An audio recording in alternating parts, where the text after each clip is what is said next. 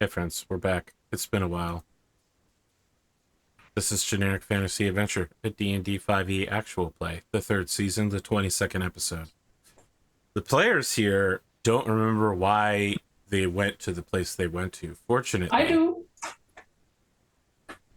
well, I feel like you probably should have filled everyone in when they were asking why did we go to that They place. were talking about Baldur's Gate, and I was fine. I'll let them do it. That came much later. You know what, Lauren? Go ahead. Why don't you tell us why we are where we are? Oh, we are where we are because we were summoned. We were summoned. Mhm. We found out that Vitoro, that weird boardlock, is actually a spy for the what do we call it? Archmage of the Empire. Archmage, the Empire. And we were told that we had to go and see her. So we used the portal behind the theater to go and see her. Now this is all at the end of our forcing Booty Blaster adventure. Yes. So the real question is, why is the Archmage summoning you? If you can tell me that, you get a gold star. I don't want a gold star. She's summoning us because... I mean, we contacted her and said we need help, and she's Yes. like, "You need to come and see me." Basically, Yes. so yeah. She told us to, and we're The two of you can split a gold star. Okay. Great. My players now know what's going on. Hopefully, audience, you do as well. The 5 of you walked through a archway covered in runes on the inner part of the arch into... It looks familiar in many ways, this antechamber, which also leads to a hallway, and to your left there's the dining room and kitchen where you made some sort of spaghetti meal with your octopus friend and your dad, both of whom are now dead. Sitting room. Beyond that, a room where you've had a discussion with the Archmage before. She is seated in a chair in that room. However, everything is immaculately cleaned, as one might expect from a magical space. That said, there's no dust or anything gathering, but there are quite a few bottles scattered around, placed with their labels forward, completely empty. Mostly seems like wine bottles, hastily gathered together in some cases. In other cases, it appears the empty bottles are being displayed as like a trophy. Easily within eyesight, there's got to be at least 50 scattered throughout all the rooms. Looks like we missed At the least, party. at least we know that the Emperor didn't break up there, or else it would be ice cream containers.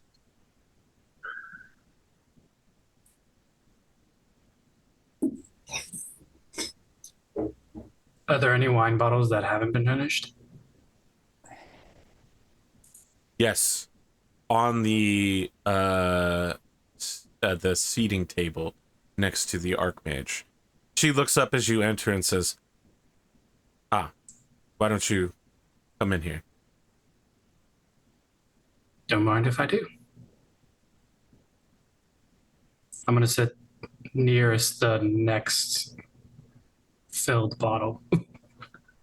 So she's seated in a chair. To her right is the table with the bottle on it. It's a small sitting table for like putting bottles on. Yeah. That chair that's on the other side of that table is filled with missives. Some of them appear to be ones she's received, and others appear to be ones that she is getting ready to send. She stands up and immediately starts like gathering up she basically like body blocks you out of the way and starts gathering papers up. Sorry, Can I help you with those? no, please. I must insist. I'll clean those up myself. All right. Shall I get you a bottle of something? You look thirsty. Following your gaze to her It was a half-empty wine far bottle. journey. I would appreciate it. Thank you. Of course, we should get you a clean bottle. Whatever's convenient. When she says that, you look around and you realize there's no glass. Oh, the stress. Bottle it is. I feel like this is like a bachelorette party, or the remains of a bachelorette party. She waves her hand, and after about 20 seconds, a nice bottle of wine with 4 glasses and a little doggy bowl floats into the room while she finishes cleaning up the papers and sits back down in her chair and says, I'll pour a So- glass for everybody. "What is it that you have encountered exactly? 25 words or less is not, I think, enough to describe the situation, No, mostly certainly because not. your message was very confusing." We found death, specifically like the realm of death. Oh yeah. You mean the plane of death? It Yeah, made that me thing. old. There's an Interesting. ancient portal in the grounds of Dragonhold that we realized would transport us to where the enemy was mustering, which we discovered was the plane of death. We had to retreat from there, and so we tried to seal the portal from our side. And surely our enemy knows that that's one potential route. We believe that Loch Blazewing, now Loch Deathstalker, was the leader of the enemy forces. Deathstalker, wasn't it? It's Deathwalker, but I Deathwalker, didn't want to sorry. correct you because she doesn't know that. Yeah. But he yeah. has been stalking us. That would be Potentially. such an important historical fact to get his name wrong, and like the history books are filled with it, and everyone, Just you know, says like Death Stalker now. young evil wizards are like, "I shall summon the spirit of Loch Deathstalker." Why isn't anyone answering me? I did the sacrifice. And one day, far in the future, when they invent cinema, they will make bad movies about him. Yeah. E-rated Right. flicks. That'll be awesome. Well, I When like they the finally idea innovate- that I like the idea that Sorry, some ancient evil loses all its power because someone mumbles. The wrong name over and over again. Yeah. I like that all the tryhards are gonna like spell his name wrong when this world finally invents the internet.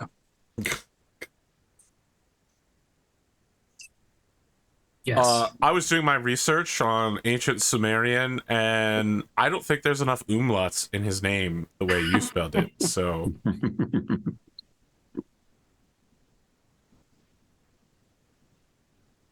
Lord XX, Deathstalker XX. so that is totally different than the sending that you sent to me. What did You we told send you me again? that there is a necromantic cult with the hand and eye symbol. Yes. Also, That was so. To go for that, the necromantic cult with the hand and eye was one of the factions that attacked a Dragonhold when we were besieged, and we were able to drive them off. Well, one of our dragons drove them off by somehow disrupting the necromancer's power, and his whole undead army fell to the ground. But given that we don't think we can go through the portal anymore, the necromantic cult is probably the next lead we have towards these worshippers of death. And so, out of character, we worked out, didn't we, that the necromantic cult was more sort of like was more diverse and spread out than we thought it was originally, didn't we? That they were in all levels of society.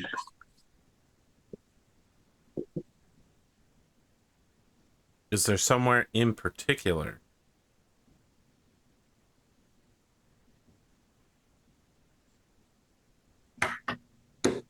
No? Very well.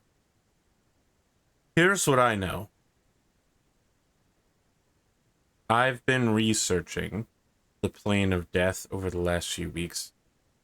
I had suspected a connection between these dragon attacks and the plane of death, but your information solidly confirms it.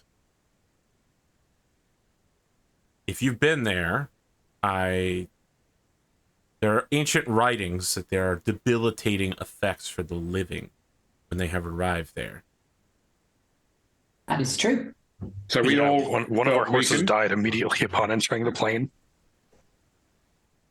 I got turned Godric just old. Godric just looks at Tanira.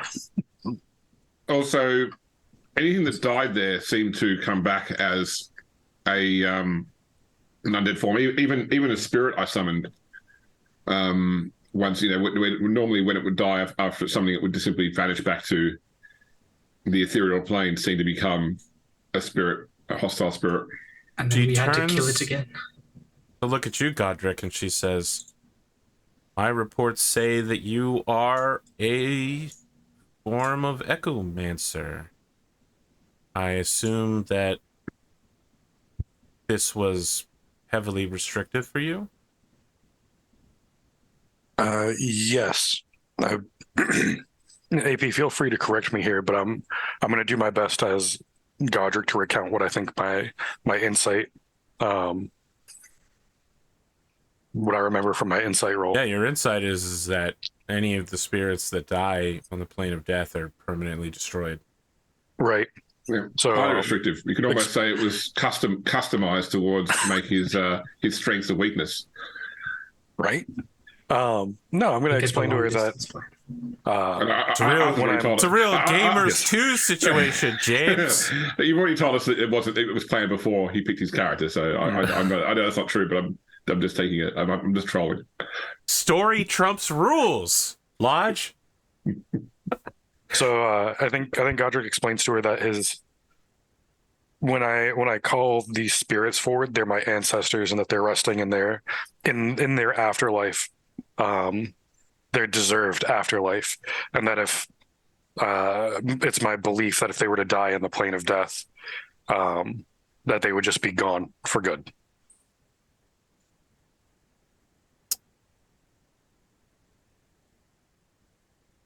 I have been Archmage of the Empire since its inception. There are many peoples who live underneath that banner. Some who are still here, some who are gone.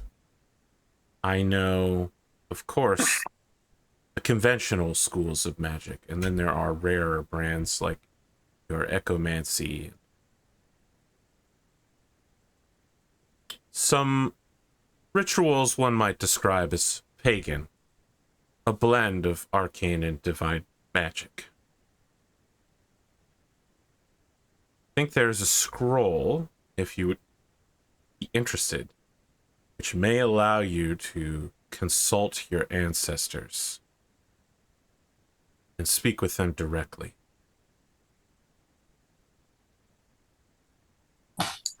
That would be that'd be most useful. Thank you.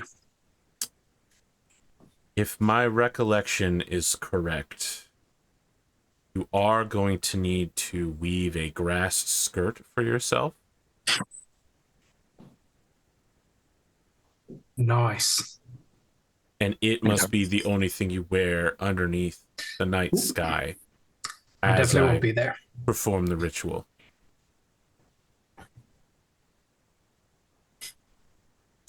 I cannot say that this is a requirement of the magic. It is simply what these people practiced at the time. As I said, it is a blend of divine and arcane magic, so... Is the grass skirt necessary, or is it only for the sake of modesty? I'm trying to tell you, I don't know. My understanding with the shamans of that particular tribe was that tradition was necessary to complete the process. I don't know if it is a material component in the way that I would cast magic, or if it was simply tradition for them. Please, God, wear the skirt. There is no copy of this scroll. This is...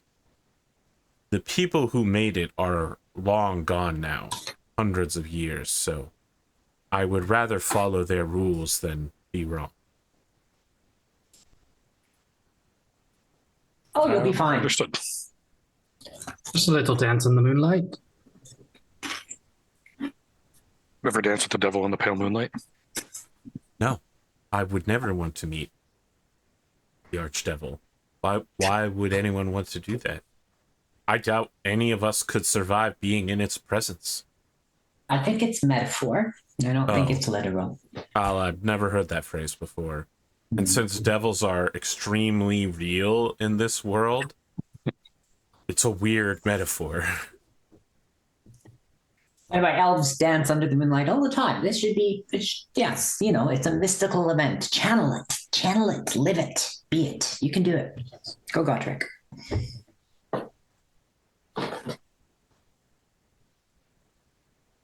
Okay, well, when we have time, I'll see about beginning to weave a grass skirt. Time is now. She We're in a meeting now. looks at all of you and says, you believe that you know where in the plane of death the people commanding this army of dragons is originating from? No. We know that they're in there. We don't know where they are. We only got as far as the threshold. But you know where the threshold is. Yes. Yes, it's the So- portal in front of Dragonhold. Right. Understand that if one was to portal to the plane of death, you could end up anywhere on that plane. If you have a connection to the exact place, that is extremely valuable in anchoring yourselves there.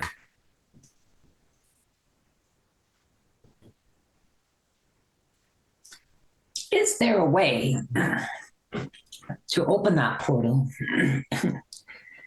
and push life energy into the plane of death to create a breach? Are you willing to go back a second time? I am. I don't know about anyone else. It is dangerous, though. I think we have to. Yeah. Much as I Where? hated. But this is Five where of you? everything emanates from. Sparky speaks for himself, but I'm willing to. Sparky just kind of nods. Sparky is, by the way, seated in an armchair in the way that a human would be. So, like, he's having real trouble with his tail. He just He's keeps also like sliding off. because his spine is like not straight, right? Like it doesn't have to be. He's kind of like coiling like a snake, but against a flat surface. So he's like zigzagging to form a spine, in a very weird way. It's super bizarre. The Archmage nods and stands up and says, "Come with me. I believe that I can offer you a form of protection against the plane of death. It will not last forever, but so long as you are under its protection, you need not fear your companions falling there and being instantly turned to death. And whatever curses or powers would normally be drained from you there will be countered by the powers of pure life." Like rapid aging. Did the plane do that to you? No, it was a ghost. Okay, just making sure, because if the plane did that to you, The that would be ghost very is in the different. plane, so, you know. Well, you're in this plane. Does that mean everything you do, this plane can do to someone? Yes.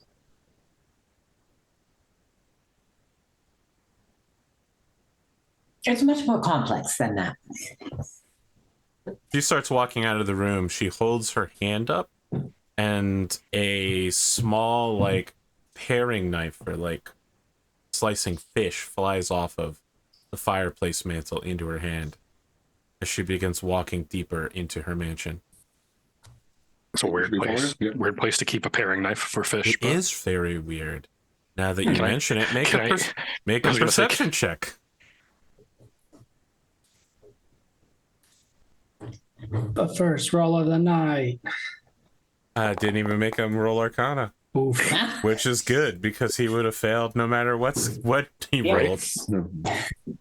It's weird, but you don't pay any more mind than you normally would to what happened there. Player note: you think that's weird? You've never been to my house. Wow. I mean, you have swords hanging on the back. I got everything everywhere. Do you have a paring knife hanging off the wall? Not hanging off the wall, but there is one that just sits on the shelf by the back door. See? Yeah, that See? works. It's not weird to me. Lauren and the Archmage, more in common than you might think. Yeah, that's what you failed to perception was that Lauren, the Archmage is Lauren, in fact. Yeah, exactly. I hope not. That would be a gamer's moment. Yeah,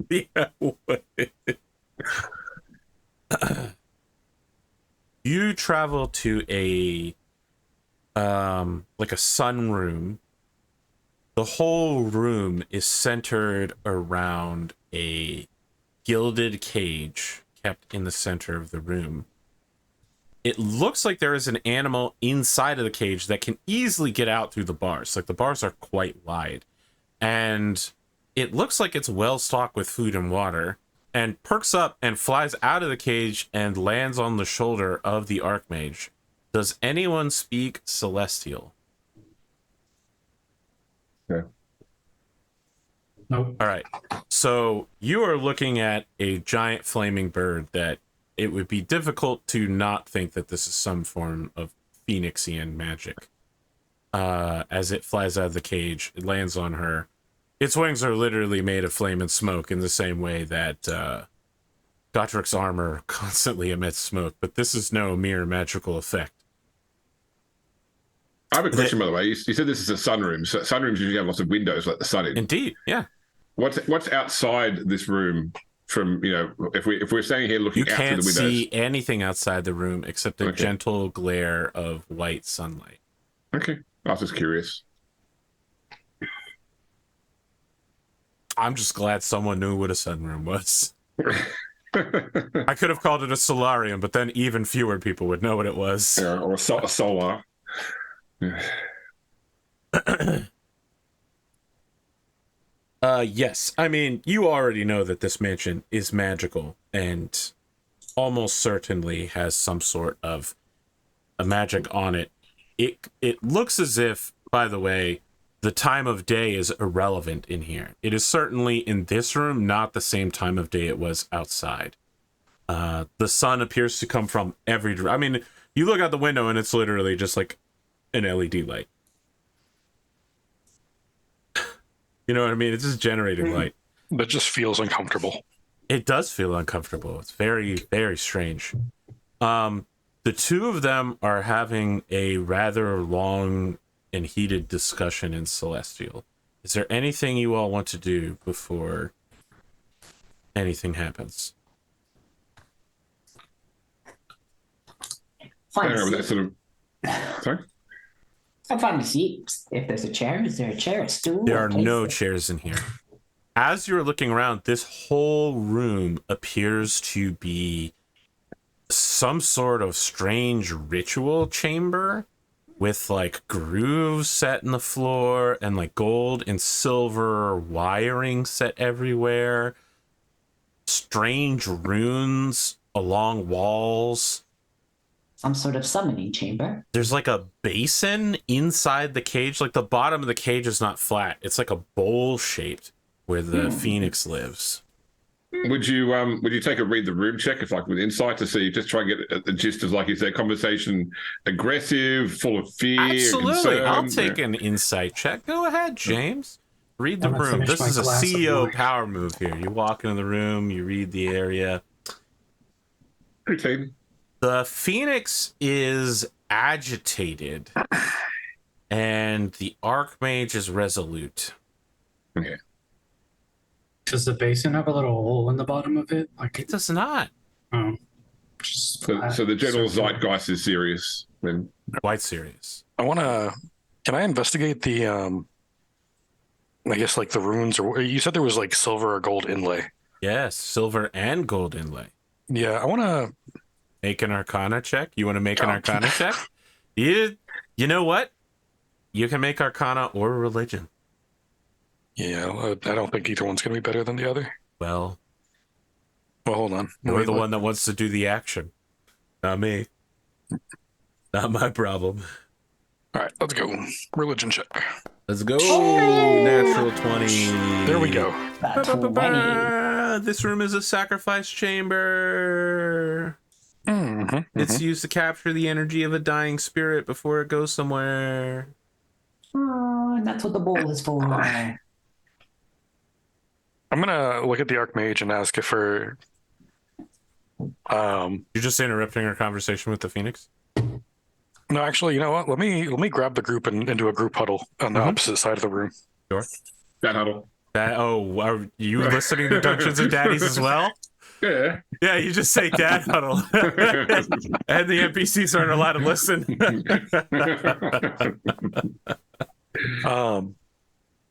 So I want to pull everyone into a huddle and kind of like a whispered tone, be like, "Okay, guys, I think the plan is they're going to sacrifice someone in this chamber. That's what these things on the floor are for. It's all sacrificial." Oh, I see. So the bowl collects the essence, I mean, it's blood, the Phoenix. plasma, whatever, and then Don't Phoenixes come back from the dead? Unless it's not the Phoenix that's getting sacrificed. I knew I wasn't going to wear that grass skirt. I still trust her. I don't think she's planning to. Would it be? Well, my thing is, I want to know: would it be too forward of us to ask if their plan is to sacrifice the Phoenix? I think that's between them. I don't know. Never seen a Phoenix before. Yeah, but if a Phoenix comes back to life, Still, I'd imagine it's not but great if the dying. answer is no, then what's being sacrificed? Well, the Phoenix isn't happy, and she's resolute. As you're talking, I assume you occasionally glance over to look at them to confirm these things. Oh yeah. That's You can see natural that human she behavior. has started crying and is petting the top of the Phoenix with the hand with the knife in it. Okay, so I don't think we're dying, which is a plus. But on the other hand, we're probably going to make her really sad.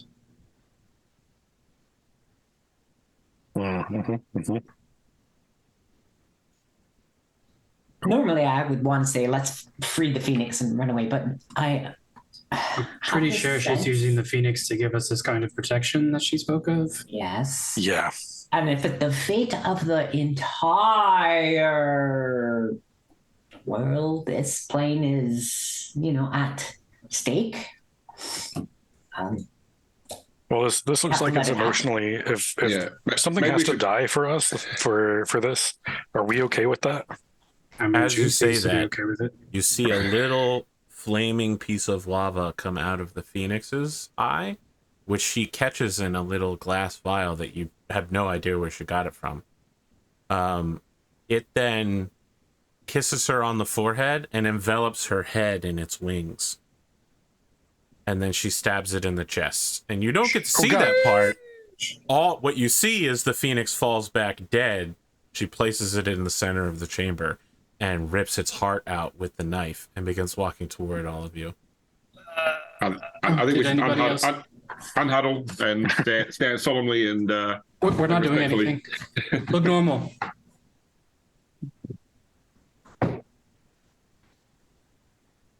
Her hand with the knife drops the knife and holds her hand out, very Star Wars style. A bowl in the center of the room that it looks like it was supposed to be the water bowl for the Phoenix kind of shudders a little bit and then zooms into her hand. And she begins squeezing flaming blood out. Her hand is actually on fire while she's doing this. And she stops in front of the five of you and begins painting runes on your forehead with the Phoenix's blood. While you are watching each other, when the rune is finished, it disappears. So there's no blood on your faces. And you don't feel different in any way. I don't feel different in any way. You shouldn't. You are a creature made of life. This protection will last until the end of your life. I want to take a moment to approach the Phoenix's body and just kneel and thank it.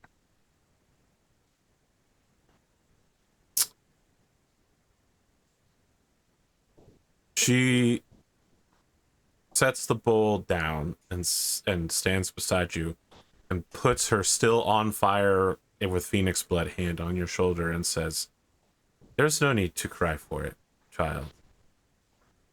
It knew what needed to be done for the Empire, and it will return soon. Even so, I'm not so much shedding a tear for it as much as I'm just trying to thank it for the sacrifice it made for us. It was not the one making the return, I can't sacrifice. imagine. No. Can you elaborate on that?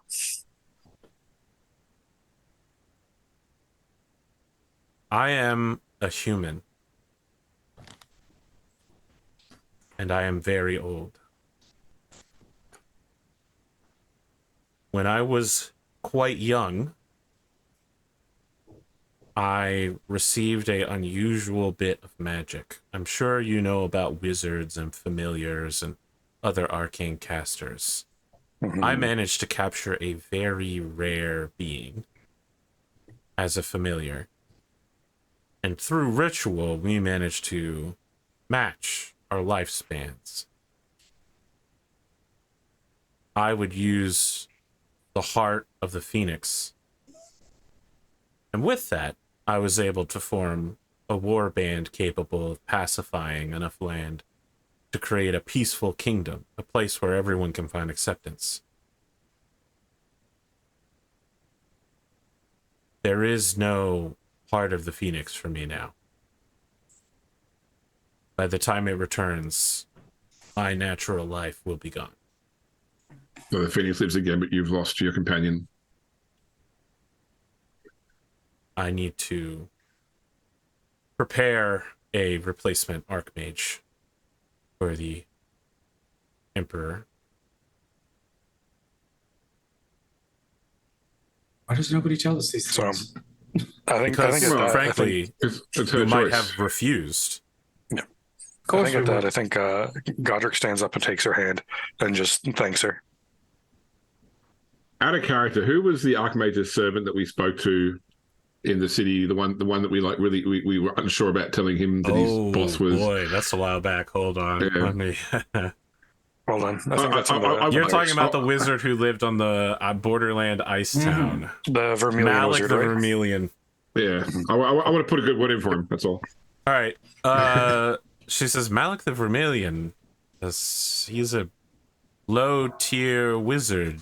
What about him makes you believe that he is capable of mastering all brands of magic? And I didn't necessarily mean as the next Archmage, just that obviously when there is a shuffle in management, power vacuum. You want to make sure he moves up. Yeah. Can I ask what impressed you about him? The earnestness of his loyalty and his belief. Like his loyalty. For us at that point in time, we were worried that you were our enemy, and he seemed like the sort of person that we wanted to get on our side, but at the same time, we could see the loyalty he had towards you and the Empire. So, he stood out as someone who impressed me, at least. I can't speak for the others, but I will keep his name in mind for when promotions are available. As you might expect, the North is a unenviable hosting, so replacements are few and far between. It's hardly as hot a topic as the diplomatic attaché to Esport. Gotcha. It's the night shift of the wizarding world. It's very cold and bleak, I'm told. And no one has Oh, nice quite peppers. figured out why it's called wall if there's no wall. Perhaps it means something else in another language. Can I ask, or may I ask, how much time you have left? Oh, I think I'm in my early 40s. So you'll live out the rest of like a normal human lifespan. Yeah, from what where do you are humans now. live to nowadays? 200-300? Sure. I'm not going to tell her. Out of character, I'm not telling her. She smiles. It's clear that she is joking with you. She knows. Only you could use magic to make yourself into an elf. I could do that, but I'm afraid that the price of such magic is... And the people I would need to contact for it would almost certainly not agree. The druids are a cantankerous lot. They can be. They can be. Well, I, for one, shall have to write a song of praise for you and all that you have done. I would appreciate if you didn't. Oh. Well, whatever happens, you're I will choose forever a nom our de plume ally. for you. It's fine. I will be remembered as the greatest traitor in this empire's history. Why? Because I betrayed the emperor for my son. Or his son.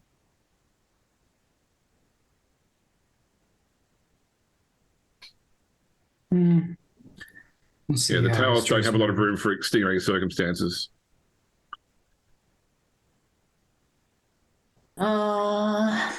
This is why you need Parent will do your most things side for of the their story child. to be recorded so that people do not remember you in a way that is unfit, but a way that is truthful. She turns very sadly to look at you. And you're used to seeing people who are older than they might appear to be because, you know, elf. She looks very old and says, "It is the truth. What I did was treason. And as I said, I would appreciate being forgotten. I think you might underestimate the small pleasure of being forgotten. There are worse things than no one knowing your name." All you did was be a parent. Cannot ask for much more than that. I'm sure your child appreciates it. The Empire asks for quite a bit more. Well, we shall see, shan't we? Well, shall we carry on? Not to rush us. I will begin the spell, but I'm afraid that I will need Gwyneria to finish the scroll. I will do as I can. What magics that I have? You'll just need to carry the scroll outside and finish the incantation. I'll do the difficult work before. Oh, I greatly appreciate it then. Master Godric, you may want to begin weaving the grass skirt. You don't have much time. Understood. I want to just like stop in front of her and say, Still, You know, her you're- hand is you're- still on fire. yeah, I'm not trying to take her hand. High or anything five. like that. I just want to say to her, like, you know, your feelings about the Empire notwithstanding, but for as long as I live, I won't forget the service you done for us. That is the and then- opposite of what I wish, but I understand your intent. Yes, I figured you would. Then Godric goes and waddles off to go start making his grass skirt. Great, make a survival check. Hey, some of your dice rolls have been okay so far. Yeah, I rolled a 2 and a 20 so far. Let's see Listen, where I this watched goes. a crazy match of I'm Blood going Bowl for today, 11. I so think, that's what Okay. I think. Well, I'm pretty good at survival, so 13. we'll see what I get. Oh, There we go, lower than 21. five. Oh, 21 total. Nice. she performs a number of rituals around the scroll. Small sacrifices of like a chicken, throwing bones, placing markings on the back of the scroll out of ash from her fireplace, and then walks to the front door where the runes are and waits for Gwyneria as the sun is setting and hands you the scroll and gestures for you to go outside.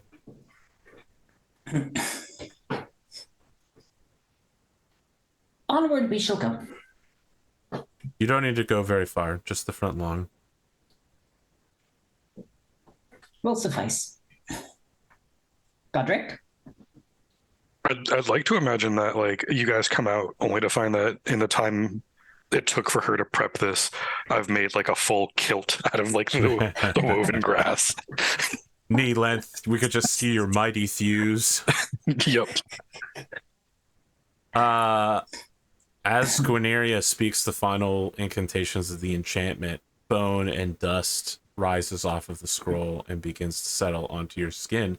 And with a lens flare and washout around you, you open your eyes again, and you can smell the smell of dwarven excrement, poor ventilation, oak tables, beer so strong a human would die drinking it, strongly spiced mustard, and incredibly seasoned sausages.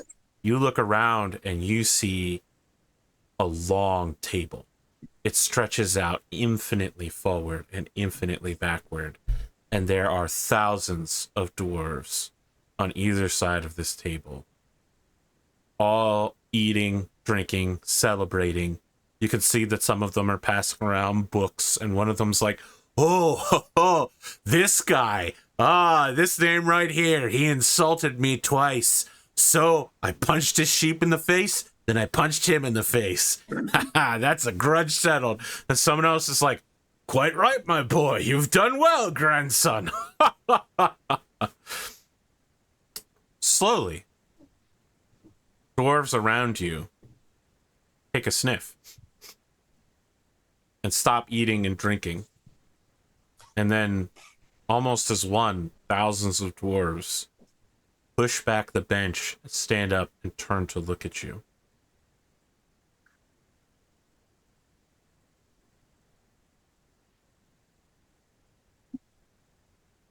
You see that one guy who was using a cook pot a bunch of times walk up to you and be like, "Oh, lad! I didn't think I'd see you again. It's been a long time since the living have come to the halls of the fathers." I think the cook pot was supposed to be like great uncle Bumble, I think was the name I had given him. His name was So Bumble. like Bumble, yeah. So I think if Godric knows their name, he might have met them at some point. And so I think Godric just like grabs Bumble and pulls him into a hug. Oh, there now, lad, there now. That's a good boy. It's been a rough time down there in the land of the living. All right, everyone, quit your gawking and gee-gawing. Get back to the drinking and feasting. We earned it. And you can see everybody's just like, well, I want to meet my great times 27 grandson. And someone's like, you'll have time for that when he's dead for real, you old codger. You owe me 2 shillings. Someone is just like, he owes me 3. Someone else goes, we haven't called them shillings since we established the silver mark in my time. And someone just goes, we don't even call them silver marks anymore. Just shouting all up and down the table in Dwarven. It's absolutely wild. Awesome. Bomber just starts walking you up or down. I mean, it's an infinitely long feast hall. You don't know where you're going. He's just walking you past people, stopping, waving, occasionally introducing you to somebody that you don't know, who's like from a distant mountain, completely removed from your bloodline, except for the fact that you're all related through the first dwarf. And he's just like, so, my boy, so you're back. What brings you to this realm? This plane of existence. It's a dangerous time to be traveling here. The spirits move strangely. It is. The adventures that I find myself on are tumultuous, and I am afraid how my actions may impact all of you and your well-deserved seat at this table. He stops and he wraps a meaty, fatty arm so that your back of your shoulder is in the crook of his elbow. And he says, "Now look, I can't speak for everybody here, but let me say this to you. A dwarf is a family man, or woman, or person. I'm a man, and in my day, we just said, you know, dwarven male, right? But I hard to keep. Yeah, it's different time here. Literally, time works differently. Like, we died, and if we got here, it's because we died a life worth living. We worked our whole lives. We sacrificed quite a bit to follow the dwarven scriptures and to do what the 7 dwarven gods asked of us. What makes you think that we wouldn't be proud to sacrifice for those that we left behind? You're an arrow into the future, boy. You were fired by your ancestors. And if you do right by that girl, you'll leave others behind as well. But if you don't, a lot of dwarfs, you're in a wide family net. Someone will carry on." That's definitely one way to look at it. I've spoken. Many of us have spoken up and down the table. The people who show up for you in the realm of death, we know what we're signing up for.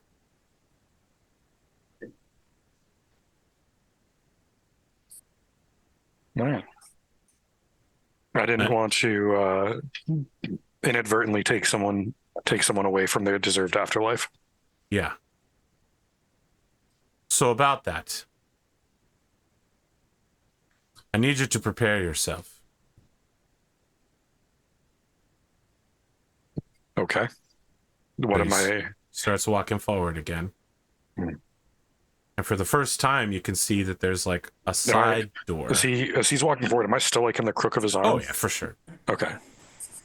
He is guiding you forcefully. Okay. There are dwarven runes above this door. The handle is made of gold. And the wood that makes up the frame and the door looks old, ancient timbers. Am I able to read the runes or? Make an Arcana check. Oh Lord. It wouldn't be an episode of GFA if I didn't make an Arcana check. You already dodged it with 7. I mean, it's real old dwarvish. You think you make out an H somewhere?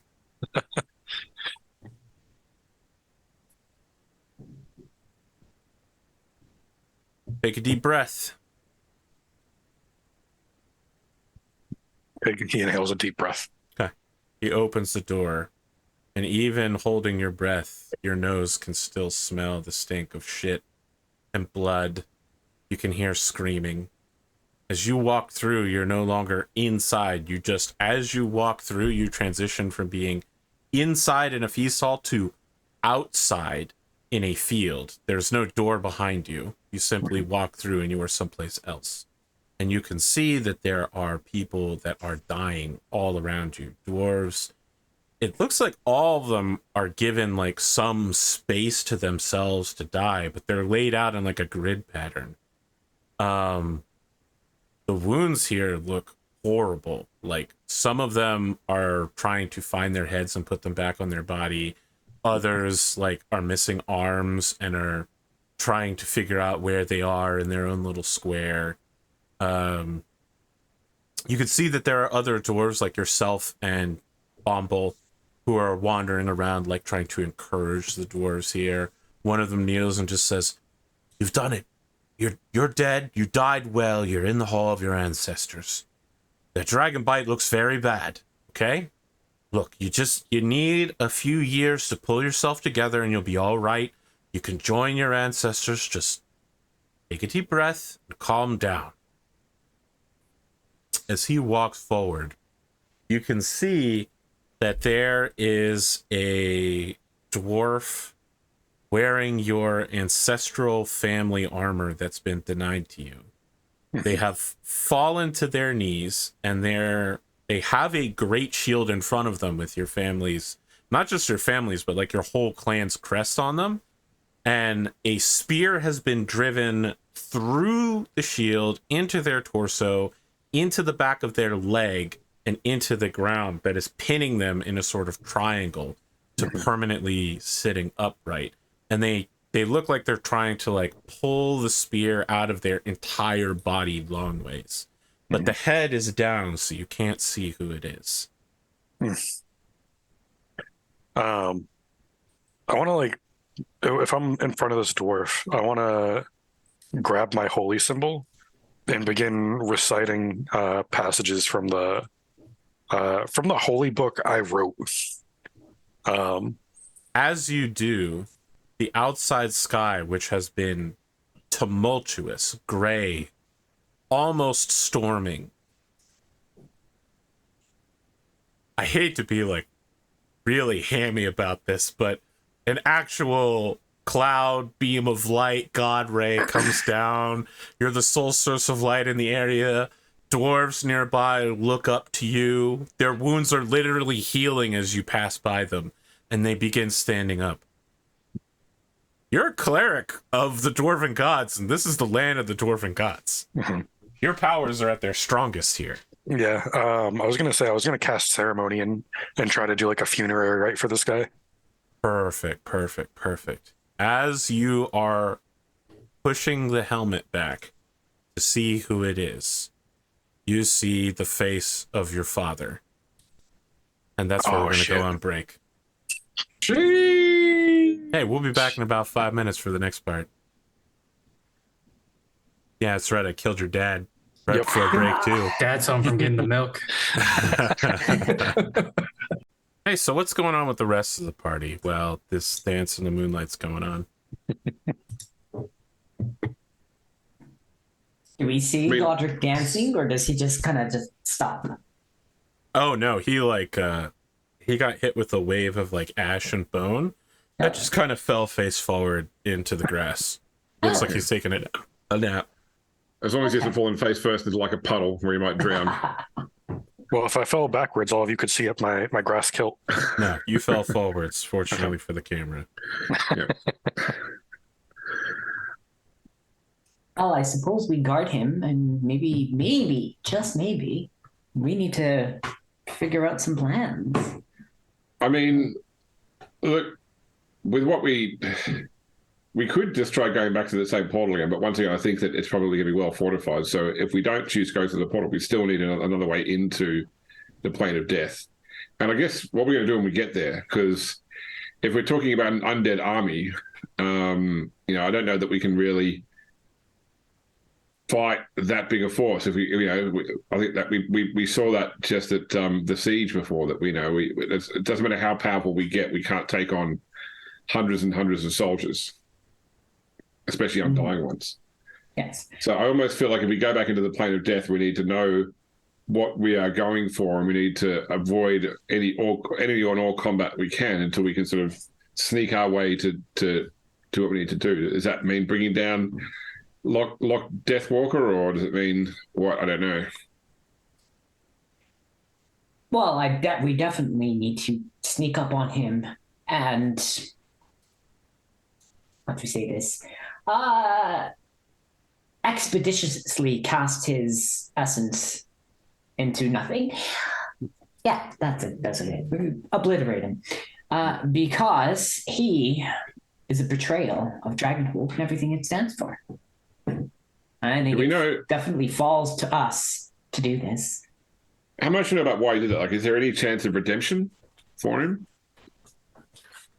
And I guess the other question I wanted to ask was, so I asked this question, something we don't know. Hold on. Go ahead. I didn't react fast enough, but when you said, is there any chance of redemption for him? Sparky immediately says, in Draconic, no. Okay. So the other question I had, really, that we don't know the answer to, is whether or not the cult here serves Deathwalker and his forces in the plane of death, or whether they serve the cult. Like, where the true power lies? Are we going into the realm of death to fight a tough opponent, only to know that we've abandoned this world to the machinations of this cult? Or the Archmage says, where did you hear about this cult? Is it setting up in Dragonhold? No, we saw the cult symbol. We saw the necromancer symbol when they attacked, and then we subsequently heard of this cult popping up around everywhere with that same symbol, didn't we? That was, I think, from memory, that was what was happening. Yes, there have been. I just didn't know if you knew any specific place that it had popped up recently. Didn't it pop up in that one town that the little boy wanted us to go help him with? What little those are boy? vampires. This is the first you've told me about it. So there's a vampire cult in a town? We almost took on a job before we came out here to see you. What town is this? So is this the Archmage we're talking to here? Yes. Or Sparky? Yes. Okay, so, sorry. Because you Yes, that's right. no. I haven't changed. Yeah. It's the Archmage. Okay, cool. Yeah. Yes. So when we reached out to you, we were not at Dragonhold. We had gone to another town to find a cure for the aging that Tanira experienced. And while we were there, because it cost us to get funds to teleport ourselves there and to get back again, we were looking to raise some funds, and we looked for work, and we were asked by a young boy from was he young or like a teenager? Like, he was young. He was young, yeah. He was a teen. He was a teenaged gnome. Gnome, That's yeah. right. And they go through puberty faster than other races. Yeah. Asked us to come to his village where vampires were predating the populace. And then when we got your message saying we needed to come to you, we had to break off that engagement in order to, because I couldn't communicate back, and you were already setting plans in place to have your agent in Dragonhold teleport us. And what was the name of that village? Is it in your notes, Andrew? What was that? The name of the village? Yeah. I don't think I actually recorded that. We missed a couple episodes of notes because yeah. I mean, for our the keep was characters, attacked. for our characters, it's 24 hours ago. For us, it was weeks ago. Sure, absolutely. I'll let you make a wisdom check. So just a D20 plus your wisdom modifier. See if you remember. Just looking for a 13. Just do a history check. Hey, there we go. Yeah, 14. Tanira, I remember You know that It Spark was- Booty Blaster was from Oatville. Oatville, Okay, she says Louisiana. Oatville is a town in the southwestern. It's between here and Esport. You're saying there's a vampire attack that you know of currently ongoing inside the Empire. Yes. You'll need to excuse me for a minute. And she begins walking deeper into the house. Just like picking up various sending stones, going, nope, not that one. Not that one either.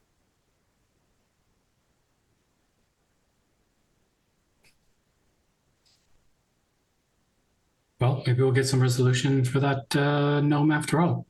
Sparky says, I suspect something has happened with Locke. What do you mean? What kind of something? And he looks Right. away from you in a sort of 90s film about a really emotionally charged teenager, just like, don't want to say it, but Did he I make a definitely- pact I- with death?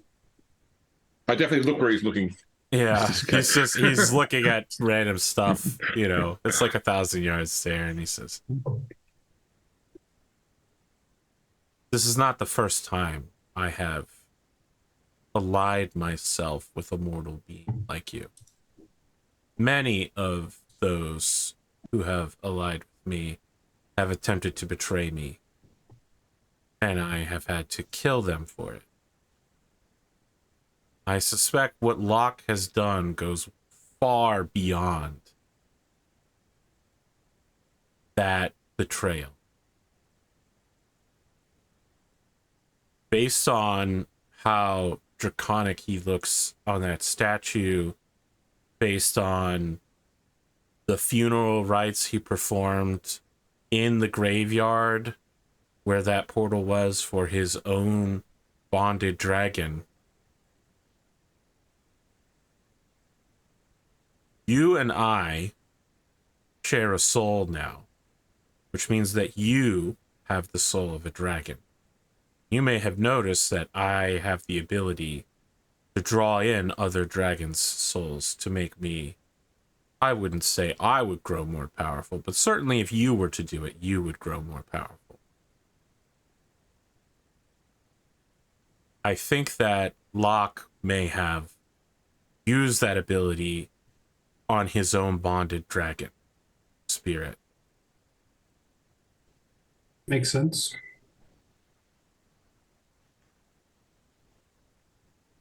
So is this something you've just sensed or something you've just thought of that could have happened? I've been working my way through it. That statue of him was rather shocking. I know that elves can have a variety of skin tones, but they do not traditionally have wings and tails, at least where I come from, which is the beginning of all existence. Would he take on the abilities of his dragon? I think it's very clear that he's taken on the abilities of a dead dragon. I think he may have eaten Unaj's soul as well. Yeah. Which is why it's no longer the temple of Unaj, but the tomb.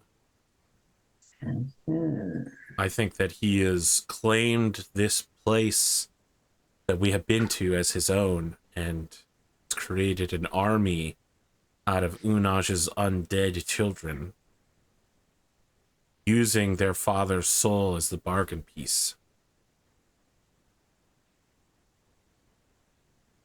That's far worse than I was even going to suggest. I think that Locke Deathwalker is far too lofty a title for such a betrayal. Is there knowing this or believing this, is there any way short of his death that could be used to separate him from that power that he's absorbed? The deed is done. The egg is broken.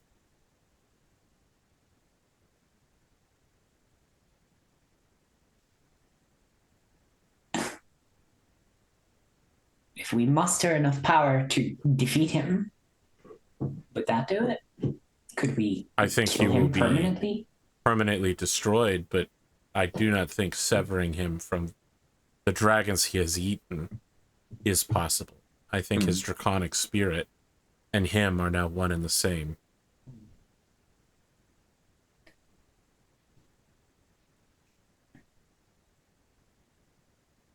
And I take that if we were to defeat him, would you want to absorb that power, or is that power innately corrupted now?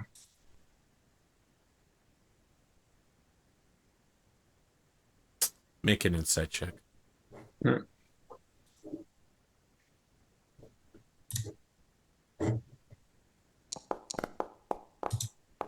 Oh, you think you can just walk in here and get a 22, huh? All right. Sparky is about to lie to you. I mean, you just look at his face, and you can tell he's intentionally holding something back, and he says, I don't think I can absorb his power. I think that it should simply be, he should be destroyed, and that should be it. I don't think I can do it. Okay.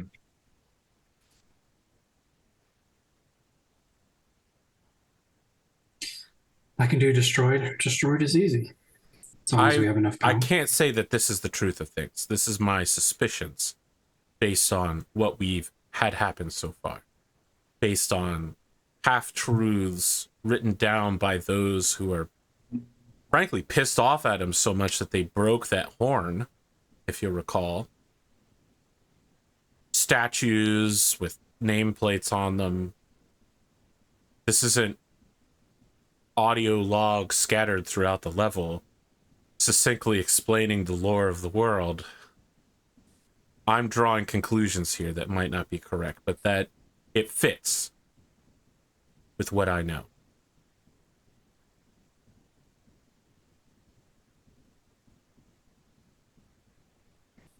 No, we have to Oh my understand god, his. James, I fucking love that skit so much. I'm sorry. Please go on, Lord.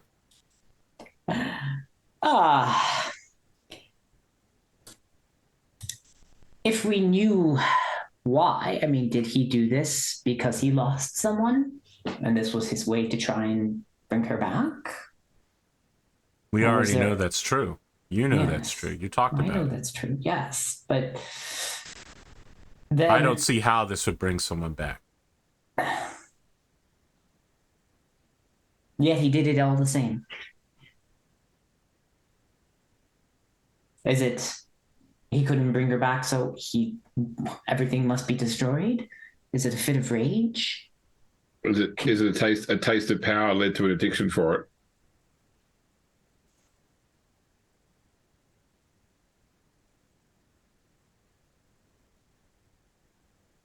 I mean, every soul that Sparky has absorbed, he has let out into the world to find peace. But if Locke is holding this power, it makes him obviously very dangerous.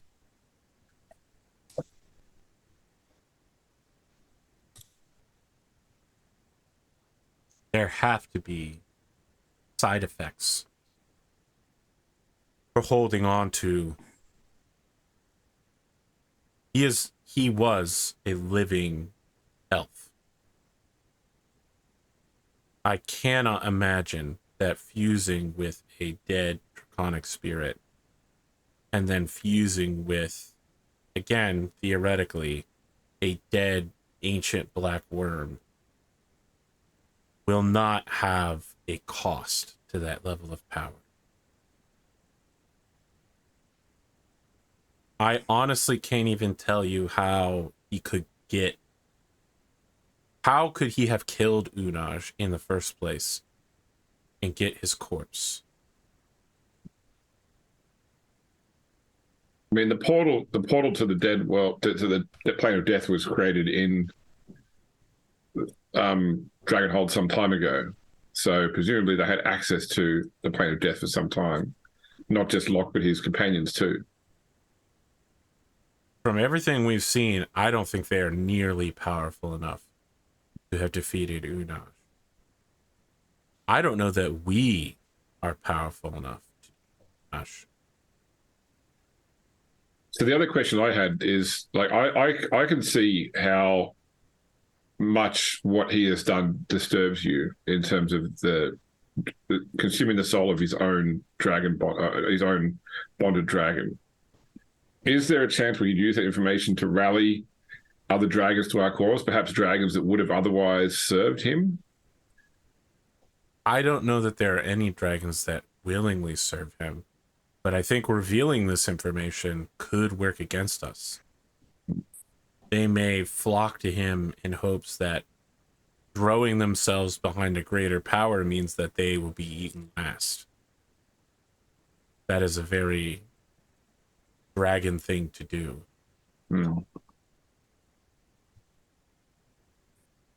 There are few living dragons left in this world. They have been hunted. And the ones that remain may be far too powerful to care what we ask of them.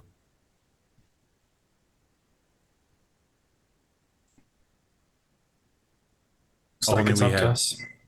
some way to contact the Supreme Master.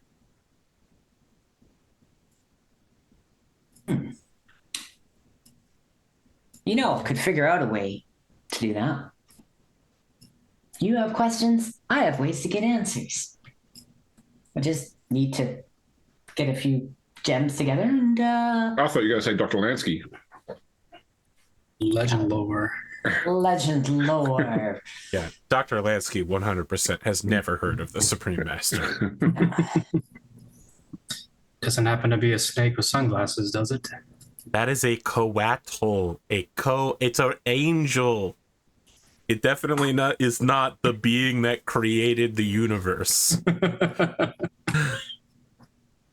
What? He had popcorn.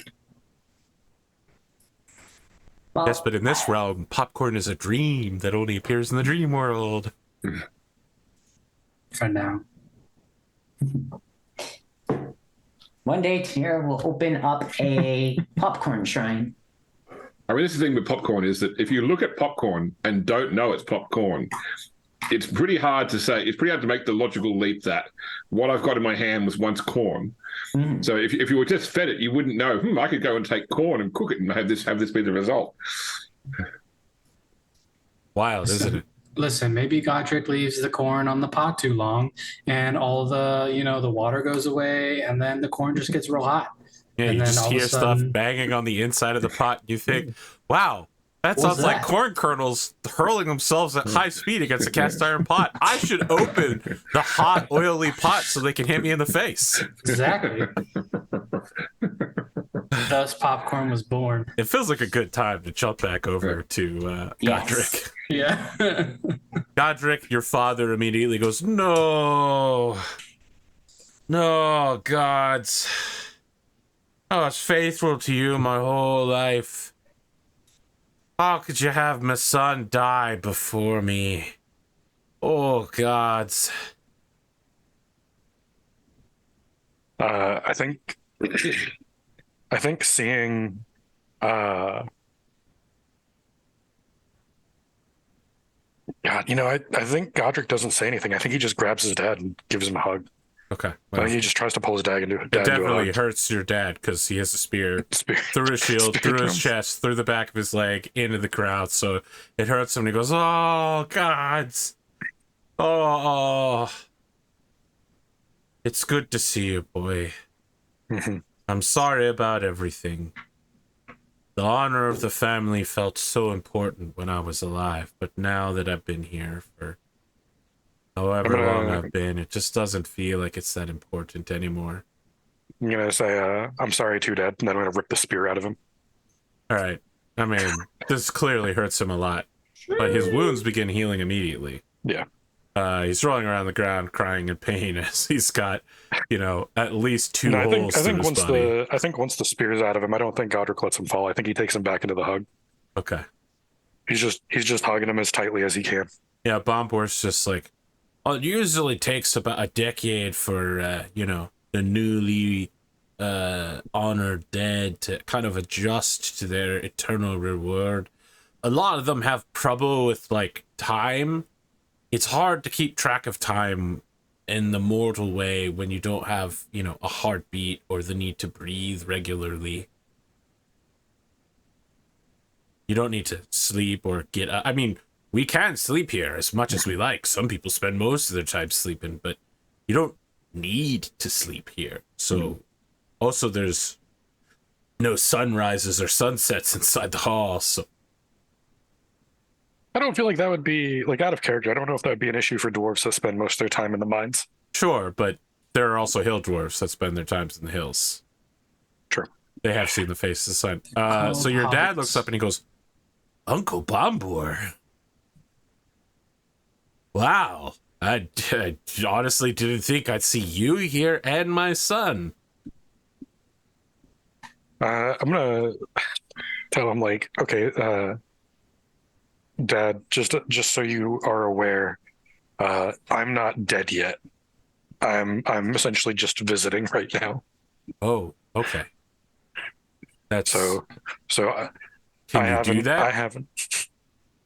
Apparently, I can.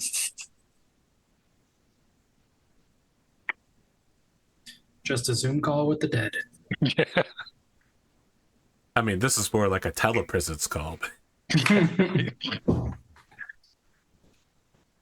It's like one of those Japanese serving robots that have cat ears on them and a little animated face on the front. I'm gonna not Godric's still not hugging his dad, but he's got like an arm on his dad's shoulder. And he's like, Dad, I want you to know that I'm not mad at you. I don't hold anything against you. I understand why you made the decisions you did. And it's just I'm sorry to see that you're dead, but I'm glad I get this chance to talk to you. No, James, I'm not disappointed in my dad either. Your dad doesn't say anything. He just climbs to his feet, the hole in his leg gone, and just looks around at a field full of suffering.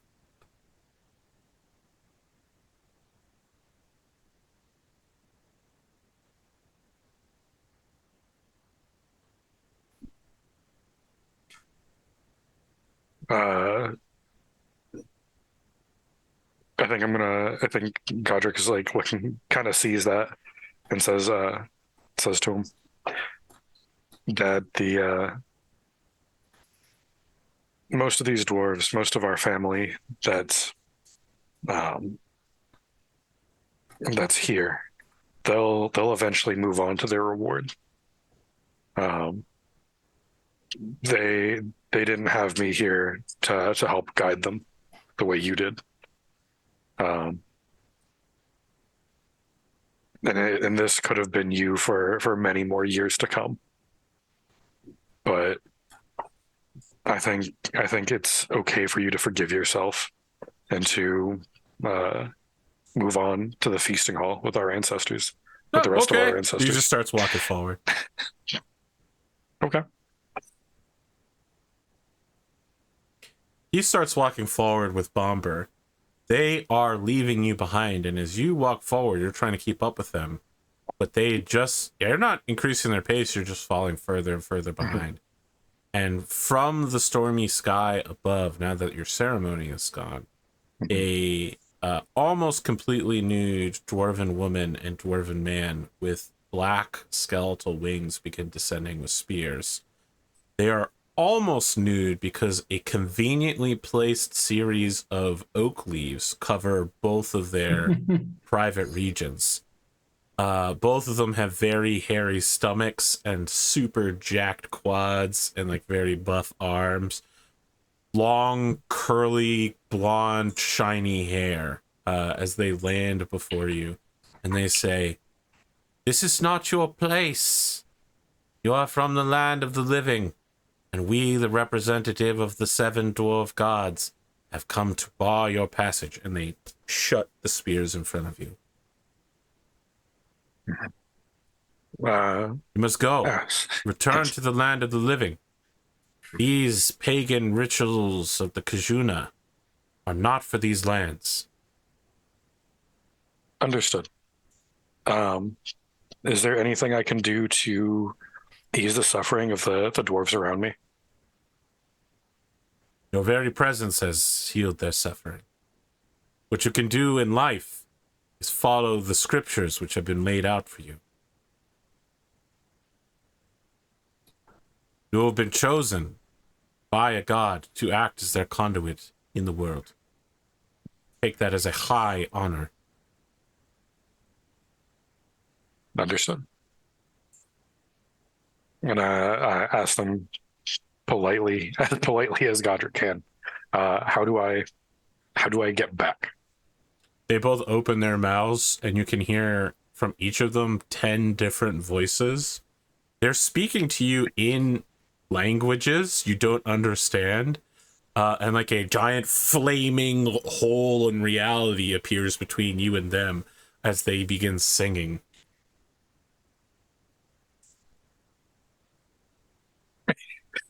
Be not afraid. Yeah.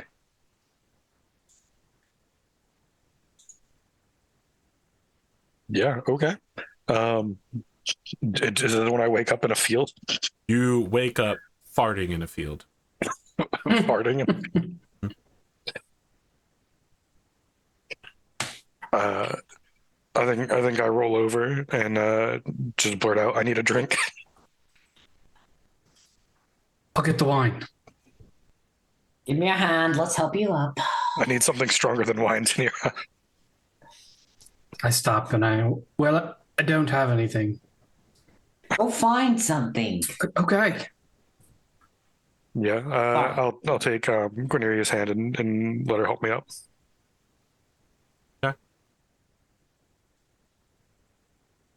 Investigation. Let's find some hard spirits for Godric. He only has wine. Damn it. I take You'll the just best have one. to drink lots of it. That's fine. I'll bring 3 bottles. As you are seated at her kitchen table, drinking and filling each other in with the download, the Archmage arrives and says, I am dispatching a monitoring team. Keep track of the vampire problem. Seems that there are at least 2 paths ahead of you. One would be to investigate these vampires. The others would be to return through the portal to the plane of death. I have created a spell in the past, which I believe can be repurposed with a small bit of time, maybe 24 hours, to scry on another plane. You are able to describe the location of where you arrived at to me. I may be able to take a look around and report back what it looks like.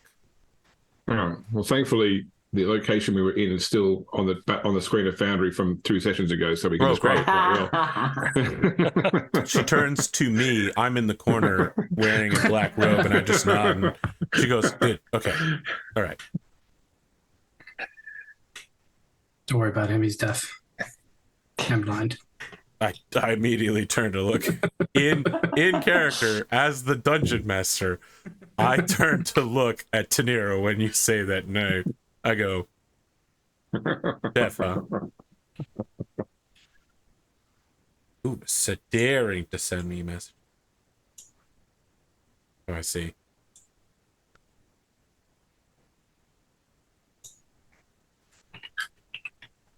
I mean, as I was saying before, the thing with this vampire situation, if it is related to the cult of undeath, is that it could help us find an alternate way into the plane.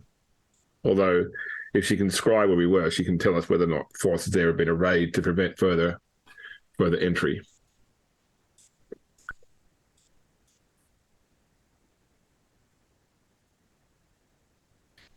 Yes, that's true. She could do that. I'm down for whatever. I mean, in any case, we did say to Spark Booty Blaster that if we could, we would try and send others to help. I feel if we didn't go there to deal with the vampire situation, I feel that we should still utilize whatever resources we have to send some help to him.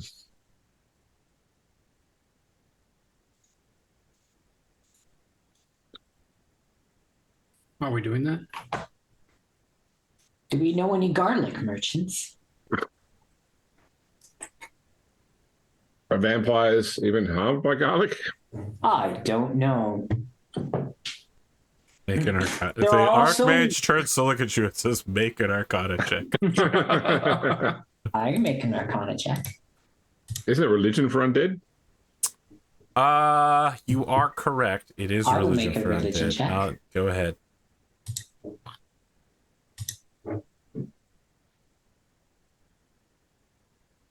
You know, back in the day, there was just a catch-all. You know, you just rolled one skill. Knowledge monster. 13. Back in second ed D&D, where there were 8 non-weapon proficiencies and 32 weapon proficiencies. Yeah. I mean, you know that thing about garlics and vampire is actually vampire propaganda. They love garlic and they just want it. Garlic, garlic secretly- is a blood thinner. Ah. It makes your I was gonna say secretly they're all Italian, and they just really want you to season their food for it them. makes your blood juicier for them, so they can get in there. Yeah. So you know of exactly one vampire weakness, and that's the traditional vampires can't enter a residence without an invitation from one of the occupants. Well, I assume you're probably about sunlight. Probably sunlight's one of the ones that's probably Not more all ubiquitous. vampires are Yeah. affected by that. Yeah, some of them just sparkle. Some of them sparkle. Yeah. Let me say this. On a 13, Guineria is not aware of that.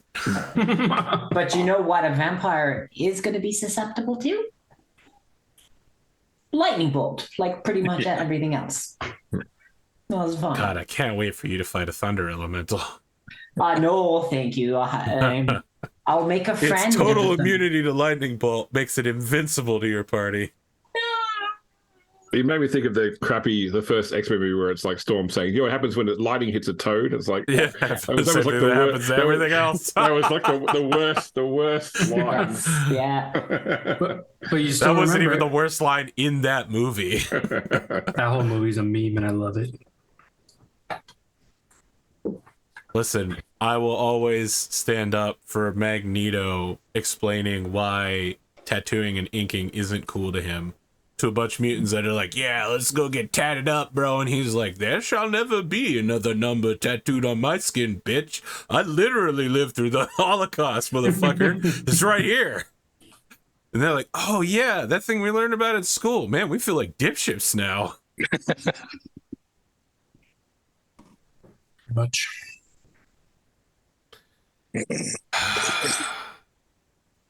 All right, so how long, when you say it will take time to prepare this spell to scry the plane, you're talking hours, days, weeks? 24 hours. Okay. You can stay here if you wish. If you'll accept this. I have some fictional novels somewhere. Maybe a deck of dragon chess. Ooh, dragon chess. Incense? Do you have any incense? Well, Godric's quite familiar with your kitchen. He could perhaps. I feel like we're making ourselves too comfortable. She just says, you know what? Make yourselves at home. She holds her hand out and Jedi Force blasts a bottle of wine and just starts drinking right from the bottle. And she goes back to those letters she was working on in the other room. That's the spirit. And I crack open the one of them. Oh my God. That's the spirit. That's so bad. I was actually implying that he could maybe make dinner for everybody, including her, but Yeah. And then I'll hand Godric the other two. If she wants a liquid lunch, Godric pops a cork and just bottles up. Finally. I would like to, at some point, when it's convenient, pull Sparky aside for a one-on-one. Okay. I can do that in your time. I mean, yeah, it's fine. Yeah, we're all kind of doing our one-on-ones right now.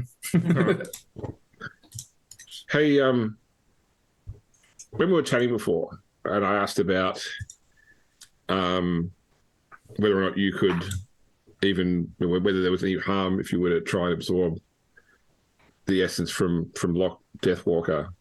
I know you said you didn't think you could do that, but look, we've been traveling for a while together now, and I think we know each other pretty well. And I think there's more that you weren't saying. Make a persuasion check. My one weakness. Rolling dice? Yeah.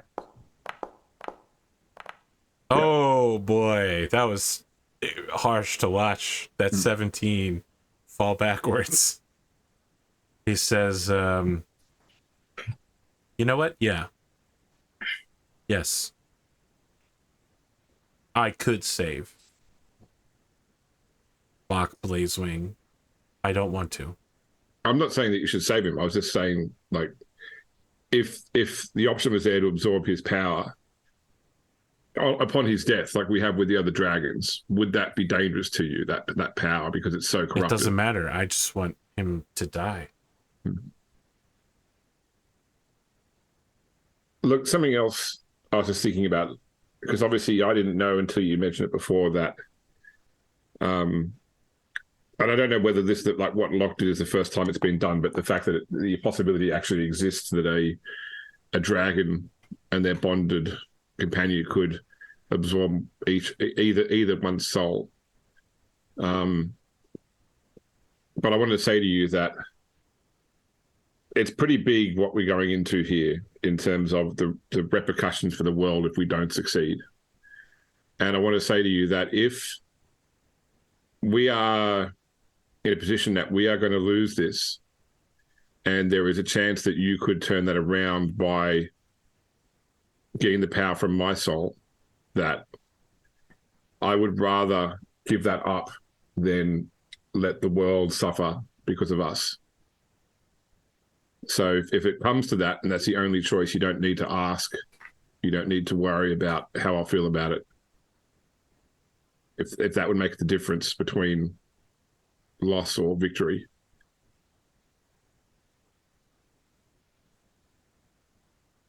Turns and looks away, deeply filled with emotion, having nothing to say. All right. I like tap him on the shoulder, like, you know, I can tell you're going through things, and I'm going to leave you to go through things yourself, and I'll sort of go back to the others. Sorry. I'm probably playing Godric in some dragon chest right now. Great. Do either of you have dragon chest proficiency? Absolutely not. Let's just roll. So they're there with all the cards out, and they've got like that little sort of fold out rule sheet, and they're trying to argue about how to actually set the game up. Well, the thing is, it's played on 3 different boards at the same time. All right.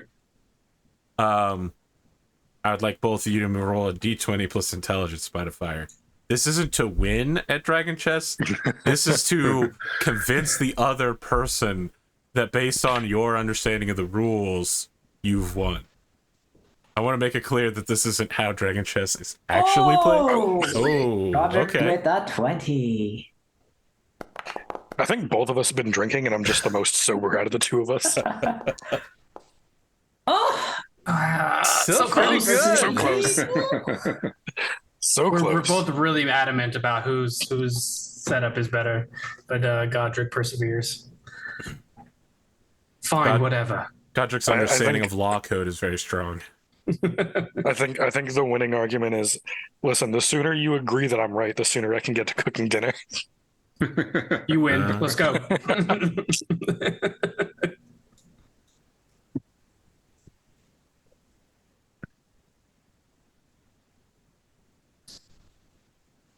Is there anything you want to do in the 24 hours to lead up to the Archmage casting the spell? I want to remind you that you are, I believe, about 17 miles from the capital. So if you had any mean of conjuring like a horse or any sort of transportation, you could get there and back in a day. Or Easy. could ride a dragon, maybe.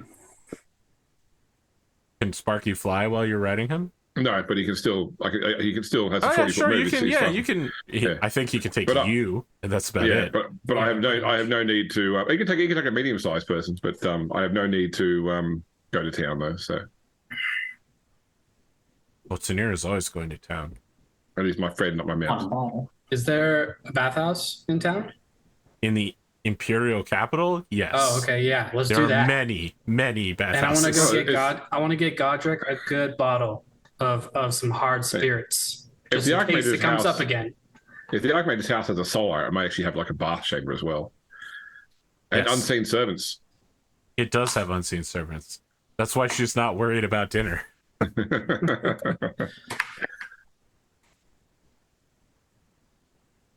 God, I 100% want to imagine that there's a montage of the unseen servants helping Godric cook in ways that he doesn't want. Every time he turns around, they're adding more salt.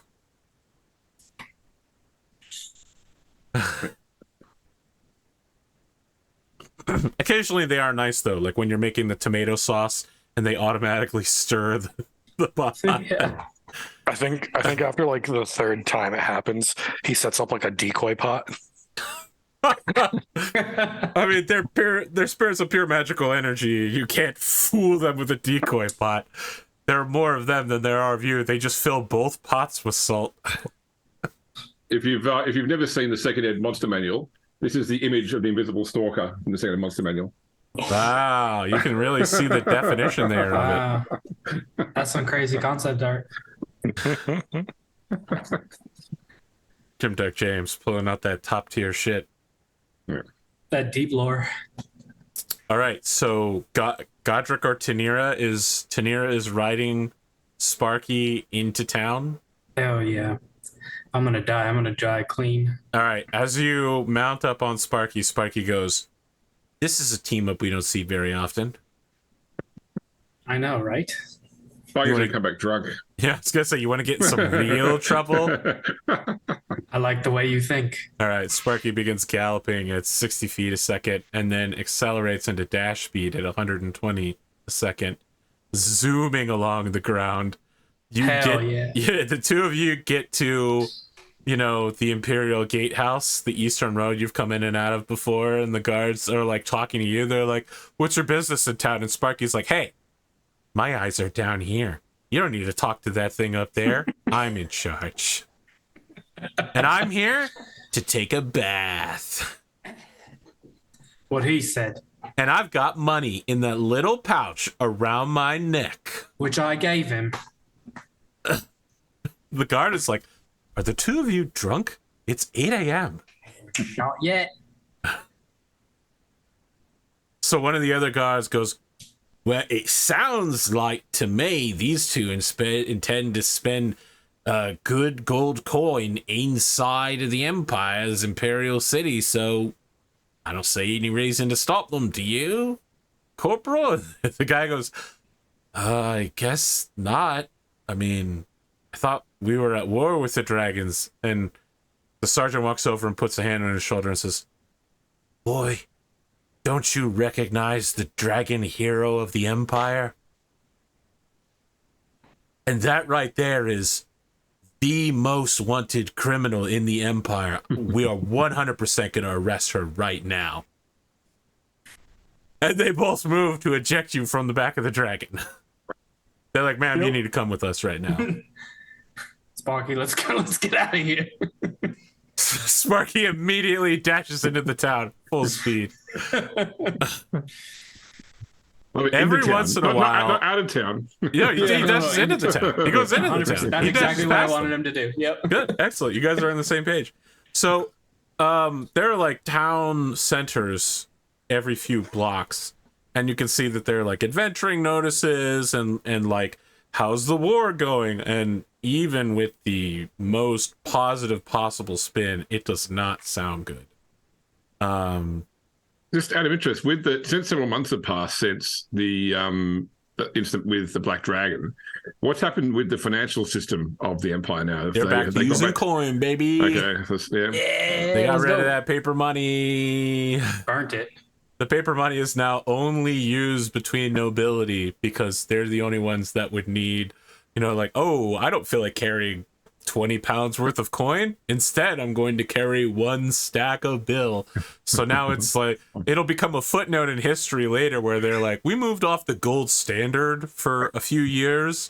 And then the nobility brought it back 300 years later. Like, when they lost power and they were just a parliamentary part of the system, they reintroduced the idea of coming off the gold standard with their special noble bills." Yeah, no, they're back on the gold coin. The people basically demanded it of the Empire. I mean to spend mine. Tanira, on the list of criminals, you are definitely up for religious crimes, for sure. Like, But I didn't even do any religion. it literally says that you're a witch hunter target for someone that bargained with devils and has engaged in witchcraft. Maybe. Sparky's just like, "I was there. I saw you making deals with your husband." Yes, my husband, who I didn't know was a devil. He was a devil. When he died, his soul was tormented, and he quickly Listen, are we going to get to Bath or not? Oh, yeah, it's like right here. Perfect. Let's go in. All right, you go in. The shopkeeper is an elderly woman with a bunch of sticks in her hair. I don't want you to think that I mean like, "Oh, she's got like chopsticks in her hair or something." No, she's like... She went through a bush. Yeah, she looks like she went through a bush. She looks tired and frazzled, and she says, "Oh, is How that much is it?" dragon real?" No. Oh, okay. Well, are you real? Of course. And I Okay. have real money. How much is it? It's for you 1 silver. I'll give her 2 gold pieces. All right. She says, Go get yourself a hair day, love. "Oh, it's just been a rough morning. All right. Looks like it. I'll Take some you time. You know, You for deserve 2 it. gold pieces, I can probably find somebody to cover my shift." Do it. She just deserve gets off it. the front desk and leaves. Looks like we got the place to ourselves. All right, Sparky's just like, "I haven't told anyone this, Tanira. And if you tell anyone else, I'll deny it. But my favorite scent is lavender." And he goes up and he extends his body like a cat reaching out over the cabinet and grabs the bottle of lavender shampoo and says, "I don't even have hair. And I still am going to use this stuff." Go to town. That's what we're here for. We're in the town. We literally came to the town. So, Yeah. so go to it Okay. and do the thing. All right. He goes into an empty bathing chamber and you can hear him just like, "Oh yeah, this is hot. This is the good hot stuff. If you get here early in the morning, nobody's here yet. If only I had if only I can't remember Jesus Kethrix. If only I'd had Kethrix turn me into a red dragon temporarily so I could get even hotter." Well, he's at Gold Dragon right now, isn't he? The last time I checked, he was hanging out as a weird teal dragon. But yes, I had back to a Gold Dragon. okay, by then this, yes, so- he's a so- gold dragon now. Okay, oh, so he has fire resistance. Yeah, he Yeah, turns that's the right. water temperature way up. Someone's going to get burned. They walk in. I'm more responsible than that, Tanira. I was there when the universe was created. All right, just don't break anything. I wasn't born yesterday. Everything is made of tiny balls moving at high speed.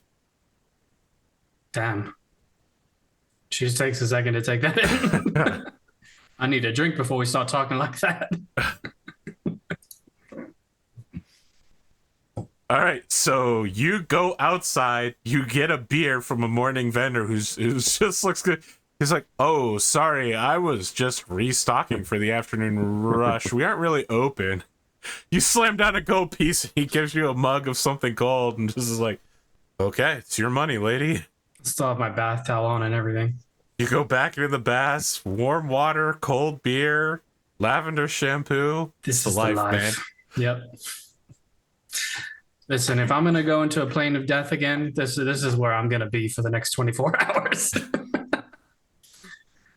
I'll pay Margaritaville him. begins playing. I'll pay him 10 gold pieces to have him bring us food and close this shit for the day.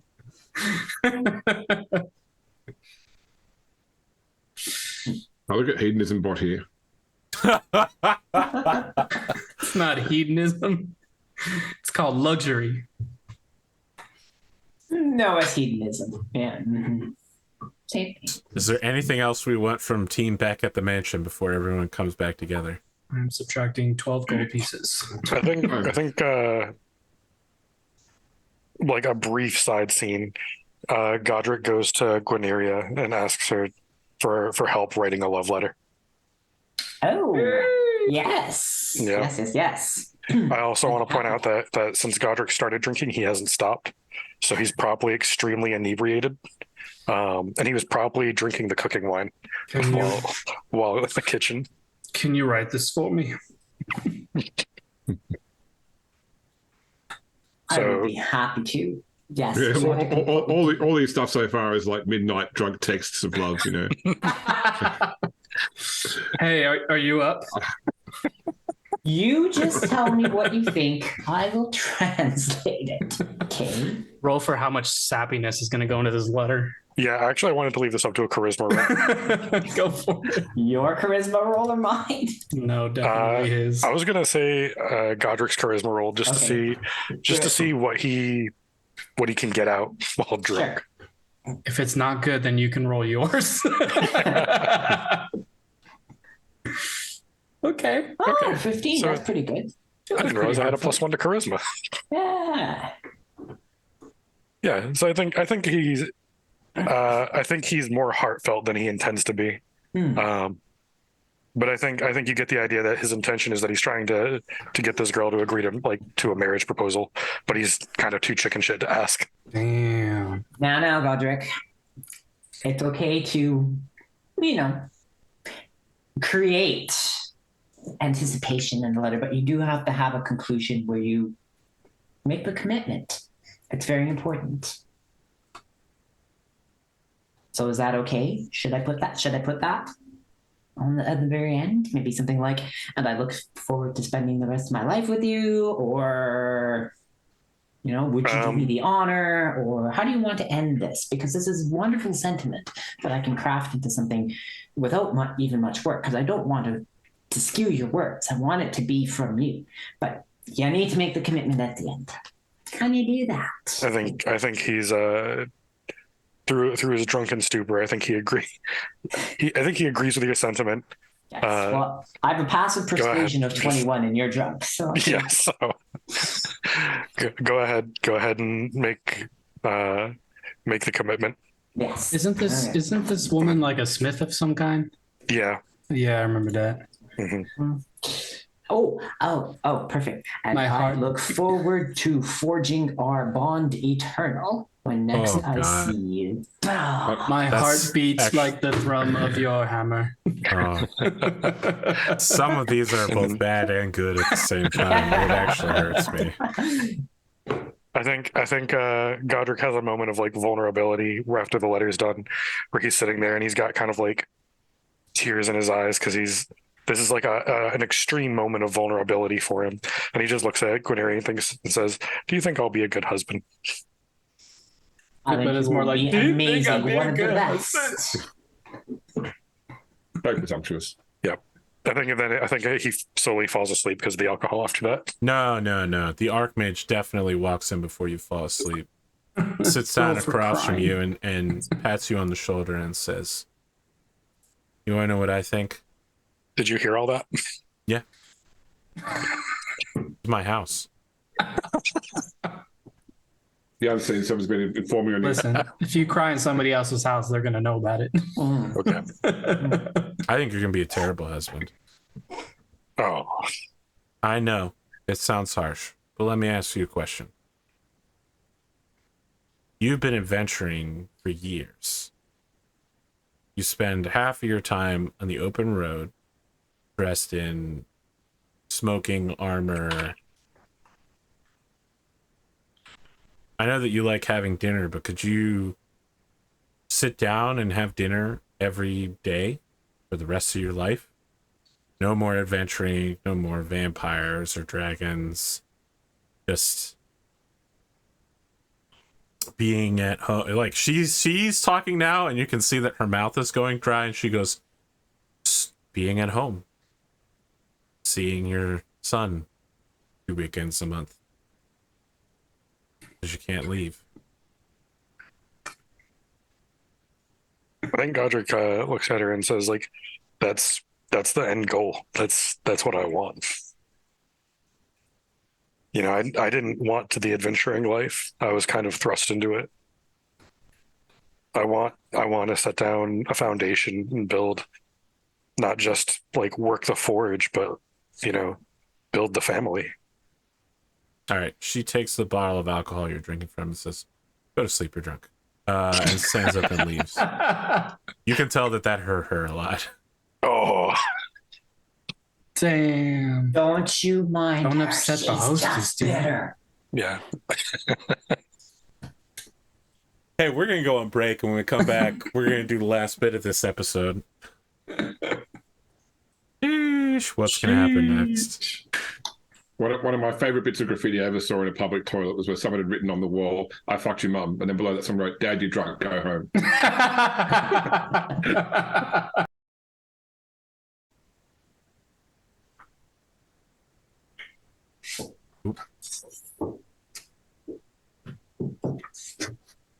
All right, we're back.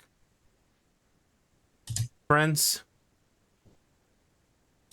there is a crystal orb in the middle of the table. Around it you can see the very same room that is currently on your screen, and it is as empty as it was when you left. As the orb begins moving the scrying sensor around, you can see that there are clerics, attendants, librarians moving around the larger space. There's someone working at a forge inside of the stone temple. There don't appear to be troops or traps stationed around the plane of death's portal hole. Perception check. Make a perception check. I don't trust it. I ain't getting turned old again. Yeah. So the people that, like you said, there were things like clerics working there, for example. Are they All they dragons. like Dragonborn. or Dragonborn? terrible. Okay, no worries. You can see that people are talking, but on an 8, you can't read their lips. Yeah. I mean, you're looking at a spherical orb surface, so, you know, everything's fisheye lensed Wah, as well. wah, wah, wah, wah, Well, there's no noise coming from it. wah. It's clairvoyance, not clairaudience.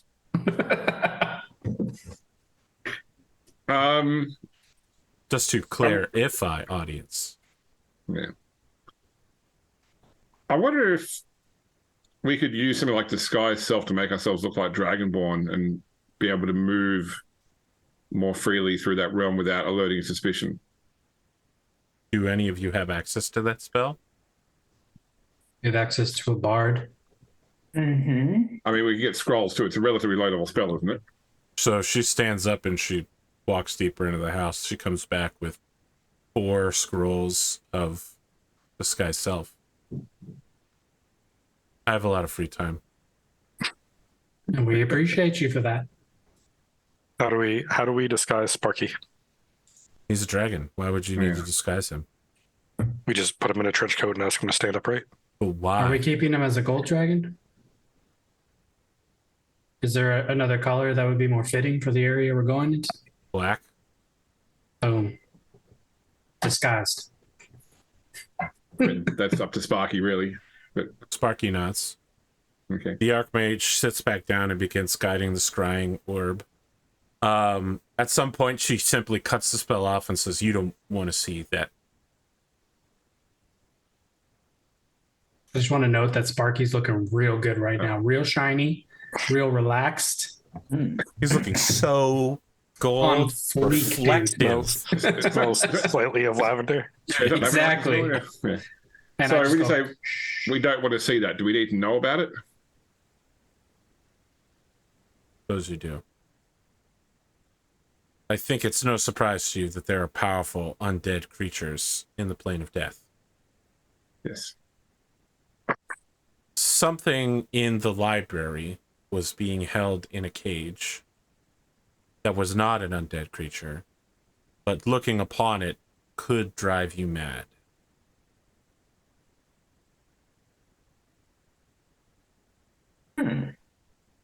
Okay.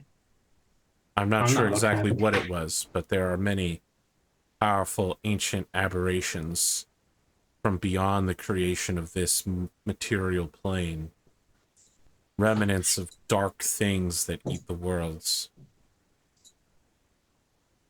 this is an Archmage Tower, so You know, out of character, I said the idea that we could try and convince the Archmage to lose a false Hydra into the portal, but that's probably about it. It's probably not. Shit, why didn't we think of that sooner? All the undead don't know when they're dying again. Mm. Well, she has this whole Chimera project. Can we just get her to can we just borrow a few and throw them through the portal? Mm-hmm.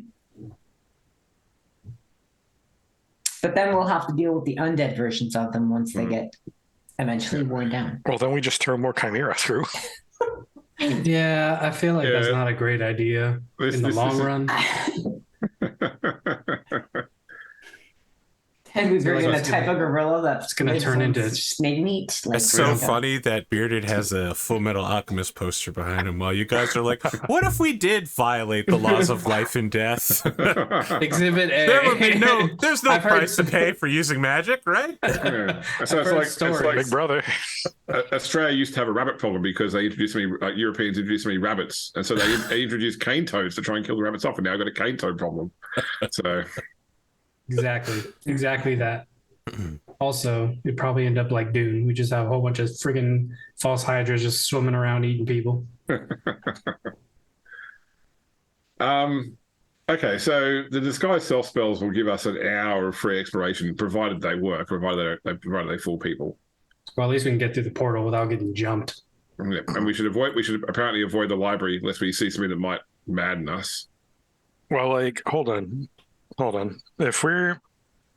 often do they use this portal? You think they'd be a little suspicious of 5 individuals or 4 individuals and a dragon just walking through the portal Well, there's no one near the portal right now.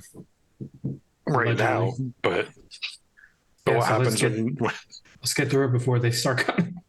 I was going to say, what guarantee do we have that there won't be anyone there when we go through it? We don't. None, but we don't really have we either go in fighting or we go in hoping we don't have to fight if we have to. Exactly. Okay. Hadn't you fought when you arrived? You said that you Yeah, literally when we. Yeah. did. Well- More things come when you were fighting? No. Other than what appeared after we killed things off, basically, yeah. True. I will remind you that while you were fighting, sound and vision beyond 60 feet were extremely difficult. So they probably couldn't see us anyway. There is a Fog of War. deadening effect. But tis. And that's it for this campaign. See you guys later. Been holding that joke in since season 2. All of the characters immediately die from cringe. Yeah. Everybody takes 99 cringe damage. I'm in. Let's go. I'm ready. I'm not ready, but let's go anyway.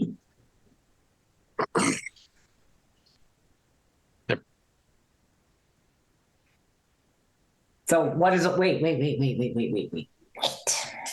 Before we step through a portal again,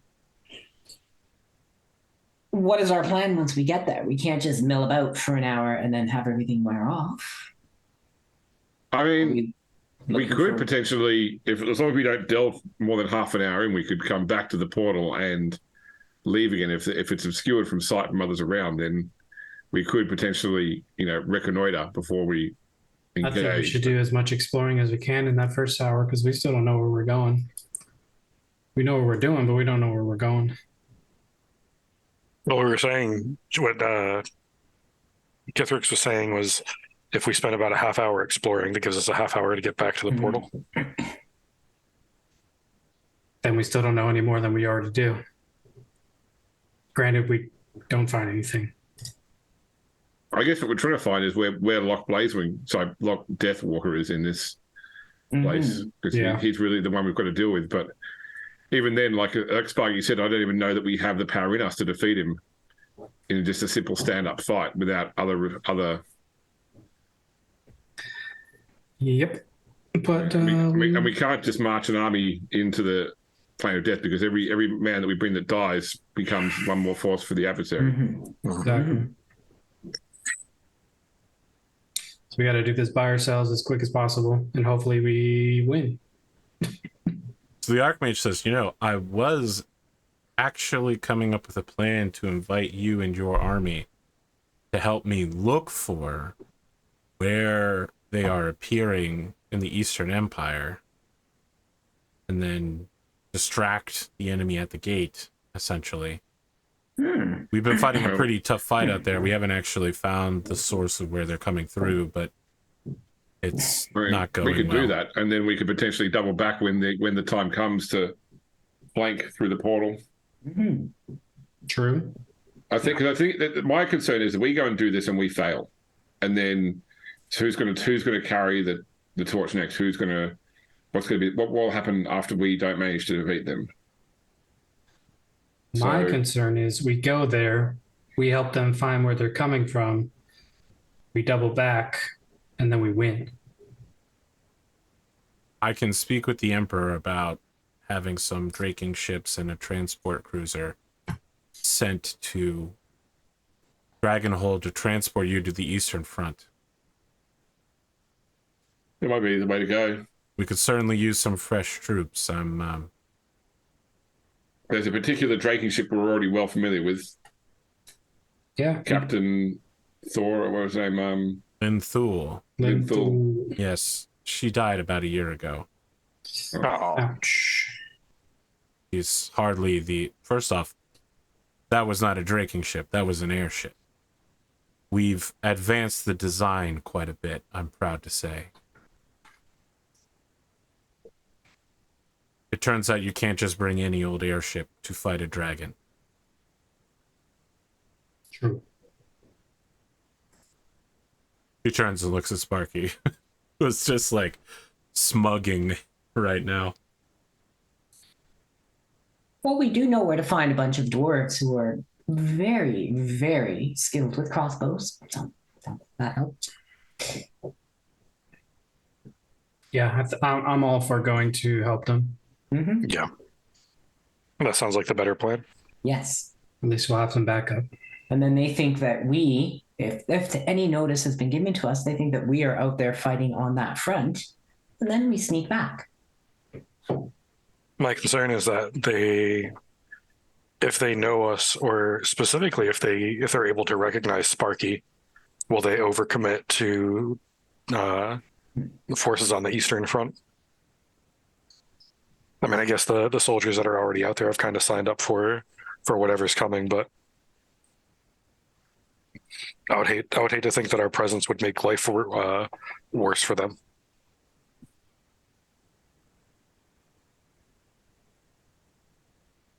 I mean, There's a lot of I what get the ifs. feeling Just that gotta choose. defeating Deathwalker is going to require, it already has and will require more sacrifice. 100%. I don't want to throw away lives for no good reason, but I have to also acknowledge that people are going to die in order to see this through. People have died. Lots of people.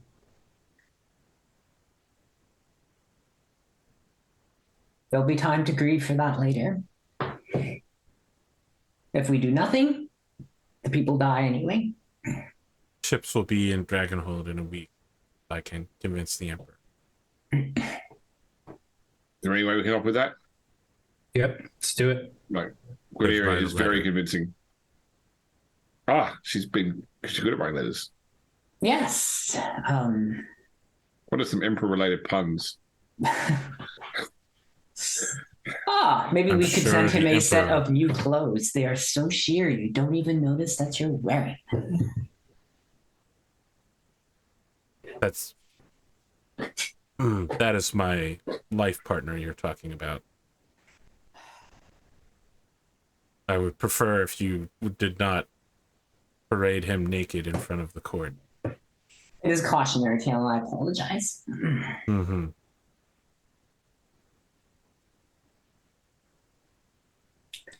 Anyways, so we'll see you in a week.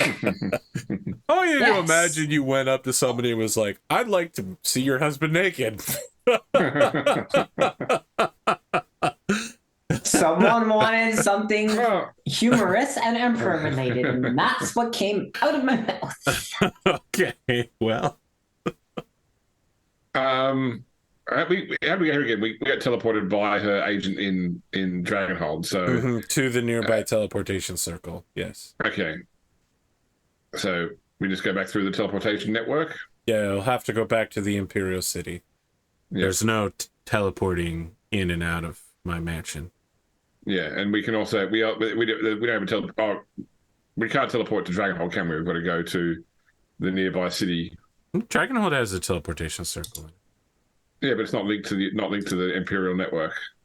That's like, listen, the not linked to the Imperial network thing is like, if you come through here, we're gonna stab you. Oh, okay. There's nothing. If you have the rune, there's nothing stopping you from going to a place. I will note that every time you've been to one, there are guards there who immediately go, "Who are Who you? are And what's you?" your business?" Yeah, and we're like, Well, if we we're got the chilling. if we wait the other night, Grenadier can just cast teleportation circle, and we can go back that way. Not Sure. that we, not that we want Yes. to just assume we can take your hospitality for the night. But Please, I don't get very many visitors. You've certainly made things interesting. We do best. I am going to need to send for more supplies. we can go out and hunt. Hunt? I'll use Imperial larders, thank you. Not that I don't appreciate the wild hunted game.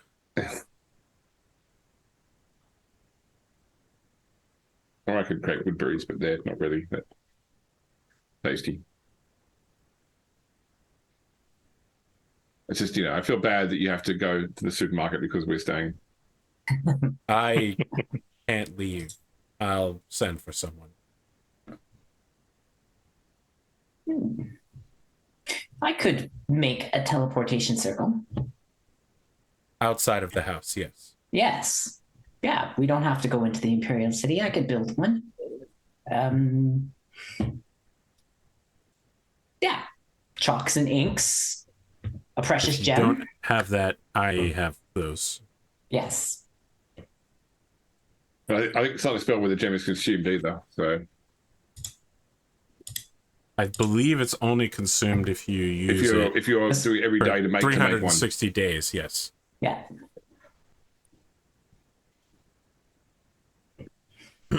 Okay, well, I will make us a teleportation circle outside of the mansion, and then we can return to Dragonhold without issue. Oh, no, it does consume 50 GP worth of gems every time you cast it, even if Yes. it's just a teleport. Yeah, okay. Well, because it's infused into the chalks and inks, and those get left behind. Okay. You're going to go cast it right now? Only when everyone is ready. Then I will go build the circle. Do you want me to build it on the ground? Then we can jump in and then we come out sideways on the other side. It'd be. Like portal. Yes. Or Teleportation circles could conserve mass and energy, Arthur. I literally just listened to the song Portal Paradox today.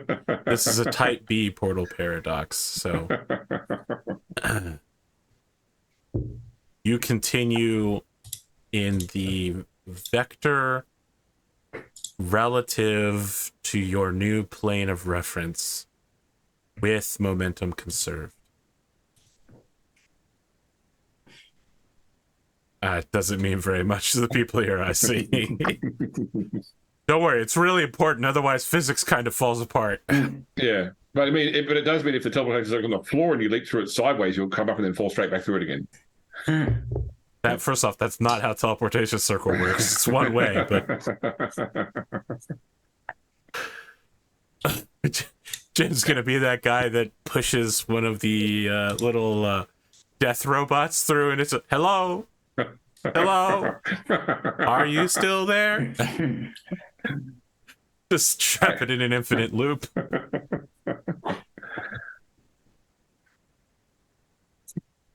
All right. Yeah, activate the Stargate. Let's go back home.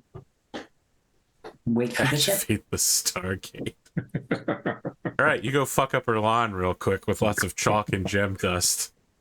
It's like in the Marvel MCU every time they use the Thor's bridge, with Heimdall. Oh yeah, 100% it's like that on her front lawn. She just he's got no care for the lawn maintenance. From inside her house, she just looks The out Bifrost, that's it. the front door at you fucking up her lawn and just goes, "I can't even go out there to fix it, huh?" It's pretty. Don't mind us. You can't hear me. I'm inside the house and you're in Dragonhold. That's it. You're in Dragonhold. You theoretically have 1 week before a fleet of airships will arrive in order to take your entire army to the Eastern Front to begin the search for however the undead dragons are making their way through. I don't know enough about. So now that we're so many episodes in the season, we're exactly where season 3, episode 1 was going to start. If you hadn't at the end of season 2 specifically went through that portal. Nailed it. Great. No. I didn't even get us to here. You guys drove yourself down this path. I didn't even have to be like, all right, we're going to railroad back to the original script. It's all about prolonging your agony, Arthur. Hey, listen, you're the one that wants to play Warhammer Imperium Maledictum. As soon as we get to the front, we need to find a side quest. You already found 2 different side quests. Which actually we kind of finished one inadvertently. We've got a week to go solve the vampire issue. Yeah. I'll be A little RP, guys. far. Just show up to the town with Bjorman's bowman in tow and just be like, if it has fangs, shoot it. We're here to fuck shit up. I don't know about fantasy armies, but I know that real armies take a bit of time to get ready to mobilize. So we probably need to spend that week actually Yes. And telling them about it maybe would be a good start. Yep. That's right. You've got 30 minutes to kiss your ass goodbye. Then you're grabbing everything you can carry and walking onto this airship. You're gonna die for the empire that we are not members of. Yeah, you're gonna need a week to sort some things out. Yeah. Mm-hmm. We're real good leaders. Great place to stop the episode. Let's do some post-episode discussion now that we're at the beginning of season 3, halfway through it. Listen, our beach episode ran a little long, okay? But it's still all good. Each episode. Yeah. It has nothing to do with the actual plot, but we got back to where we needed to be.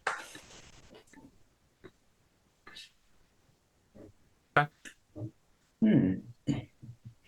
We got some buffs, though, so, Yeah. not a Well, total waste. we go off. We coordinate some battles. We sneak back. We go fight a Hopefully during that week. mutated hero turned villain. Not a big deal. Hopefully during that week we can get a training montage as well. Yeah. Sure, you can have Yeah. a training montage. You're just not going to get a level up. Hey, we do get a little bit better every single cut. Mm-hmm. Probably If you swing spend the sword 10,000 times, then you might actually be able to consider yourself proficient. I would like to also build the first tiny model of my temple. Really put some time into it, The one that all the other ones are going to be based off of. Ah, yes. You only need to learn how to draw the bow perfectly once. Exactly. Everything after that is just repeating it. Mm-hmm. Okay. All right. Sure. Is everyone is good it- for next week? Yep. Yeah. I think so. Making sure. Good for the next 2 Yep. weeks for sure. Wow, that's crazy. Imagine. Just like for the weeks in last a 3 row. weeks, I've only had one show. It's been wild. Well, we'll try. We'll try to be here for you for the next few Sundays. Yeah. Are you doing the montage show in audience chat? God damn it, James. Is Gamers the one where the dude goes, it's like your life is a reverse montage. You're just getting worse, man.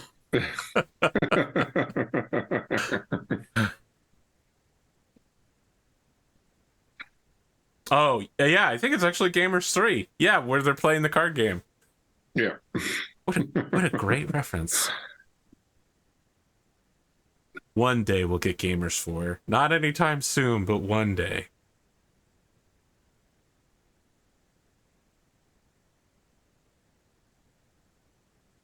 Just feels so weird that we're finally at the beginning.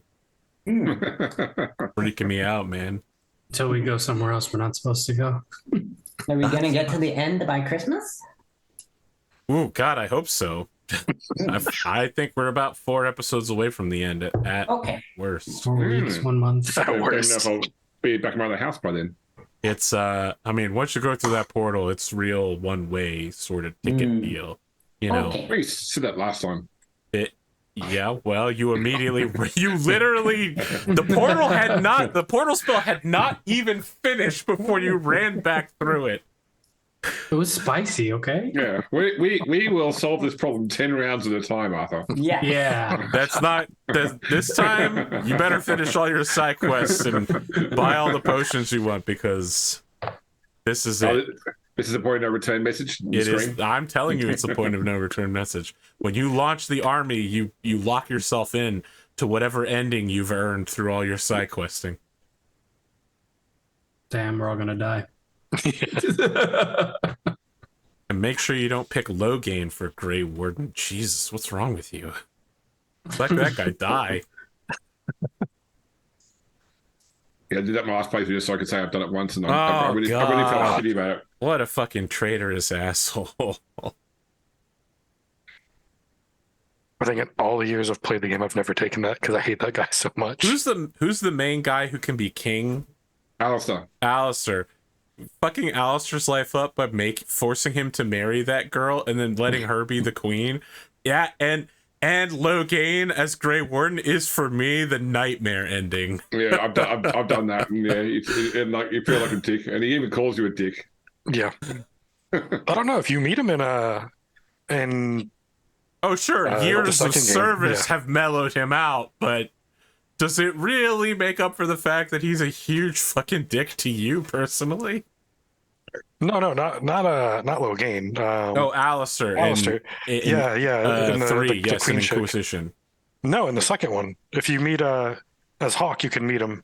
You can meet the two of them, and it actually like I guess it depends on how you played through in one, but when I met him in God, I keep forgetting the name of the second game. Was it just Dragon Age 2? Yeah. Yeah, Dragon Age 2 when I met Absolution, him. I think, actually. They No, that was the spin-off TV. That was a spin-off anime. yeah. Yeah, it was just Dragon Age 2. That's what it was called. I've literally finished it about 2 months ago. So All right. But yeah, if you can meet them in the second game, and they're actually doing really well together, like as far as ruling the country goes, and they've mentioned that they've come to like be amiable or amicable towards each other. Yeah, dad and uncle, betrayer and betrayed. I mean, Logain was still dead. I killed him. I've yet to not kill him in any playthrough. Love killing Logan.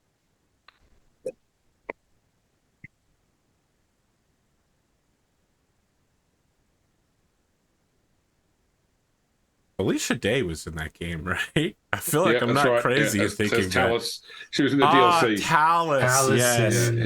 Yeah, Who was the basically Canary just Elf. Felicia Day. Yeah. Wow, It's Dragon weird. Like Age one of the NPCs in Baldur's Gate is voiced by an actress who does a lot of the Games Workshop audiobooks, and she plays like one of the sort of major. So she voices Celestine the Living Saint in 40K. I see. Yes. Yeah, and every time I hear the voice in Baldur's Gate 3, I'm like, I can't not hear. Even though she's like a complete different, she's an evil drow paladin. Of course. That sounds like a romance option for me, but please go ahead. It's a romance option in the game as well. So I don't know about that one. Here's the thing I'm worried about is that I want to play Paladin Warlock. We've basically said that if we play, it's going to be Yumi and Spoon. I'm worried that if I play Paladin Warlock, Spoon's going to be like, what do I play? I always play the Paladin. You're playing the Paladin? I'm worried he won't have anything to do. I'm worried he's going to Pablo Escobar for the rest of just narcosing around. If I can't play a Hexblade character in real life, I want to play a Hexblade Paladin in Baldur's Gate. I don't even know if you can, but if you can, I want to. Yeah. I want to be able to shoot lasers with my hands, and then when I get into short range, be real good at stabbing people. Although, look, one thing that BD does well is handling Paladin oaths. If you break your oath, you lose all your abilities, and there's a really cool story to which happens if you break your oath as well. So I won't You spoil become it, an but- Oathbreaker Paladin? Well, but it's like how that is really, really well done.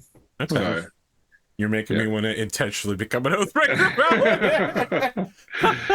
yeah, because you can't start as an Oathbreaker, but you can. And like a lot of people, they plan their playthroughs to how can I start as an Oath, become an Oathbreaker, and play through. So it's effectively like it's a fourth subclass that Paladins get. Oathbreaker is incredibly strong. Yeah. All right. Any final thoughts before we wrap up this episode? Well, I started drinking, so I might as well go have a bath and channel Tuniran. Oh my god. You got that lavender shampoo. It's vanilla Treat yourself. lavender. It's but- called yourself. Sparky's Own. That's the name of the Sparky's bottle. Own vanilla Sparkle's own lavender. shampoo. Right. So here at the beginning of the end, we finally found the end of the beginning. Oh my god, James, And apparently our that trade hurts. export in Wow. Sparky's own shampoo. This is like the other D&D game that had the wagon truck nuts. The wagon truck nuts. That's awesome. They started making money by selling truck nuts for wagons in game. That's awesome. They wanted me to make it a real Listen. saleable item. They're just giving the people what they want, okay? No.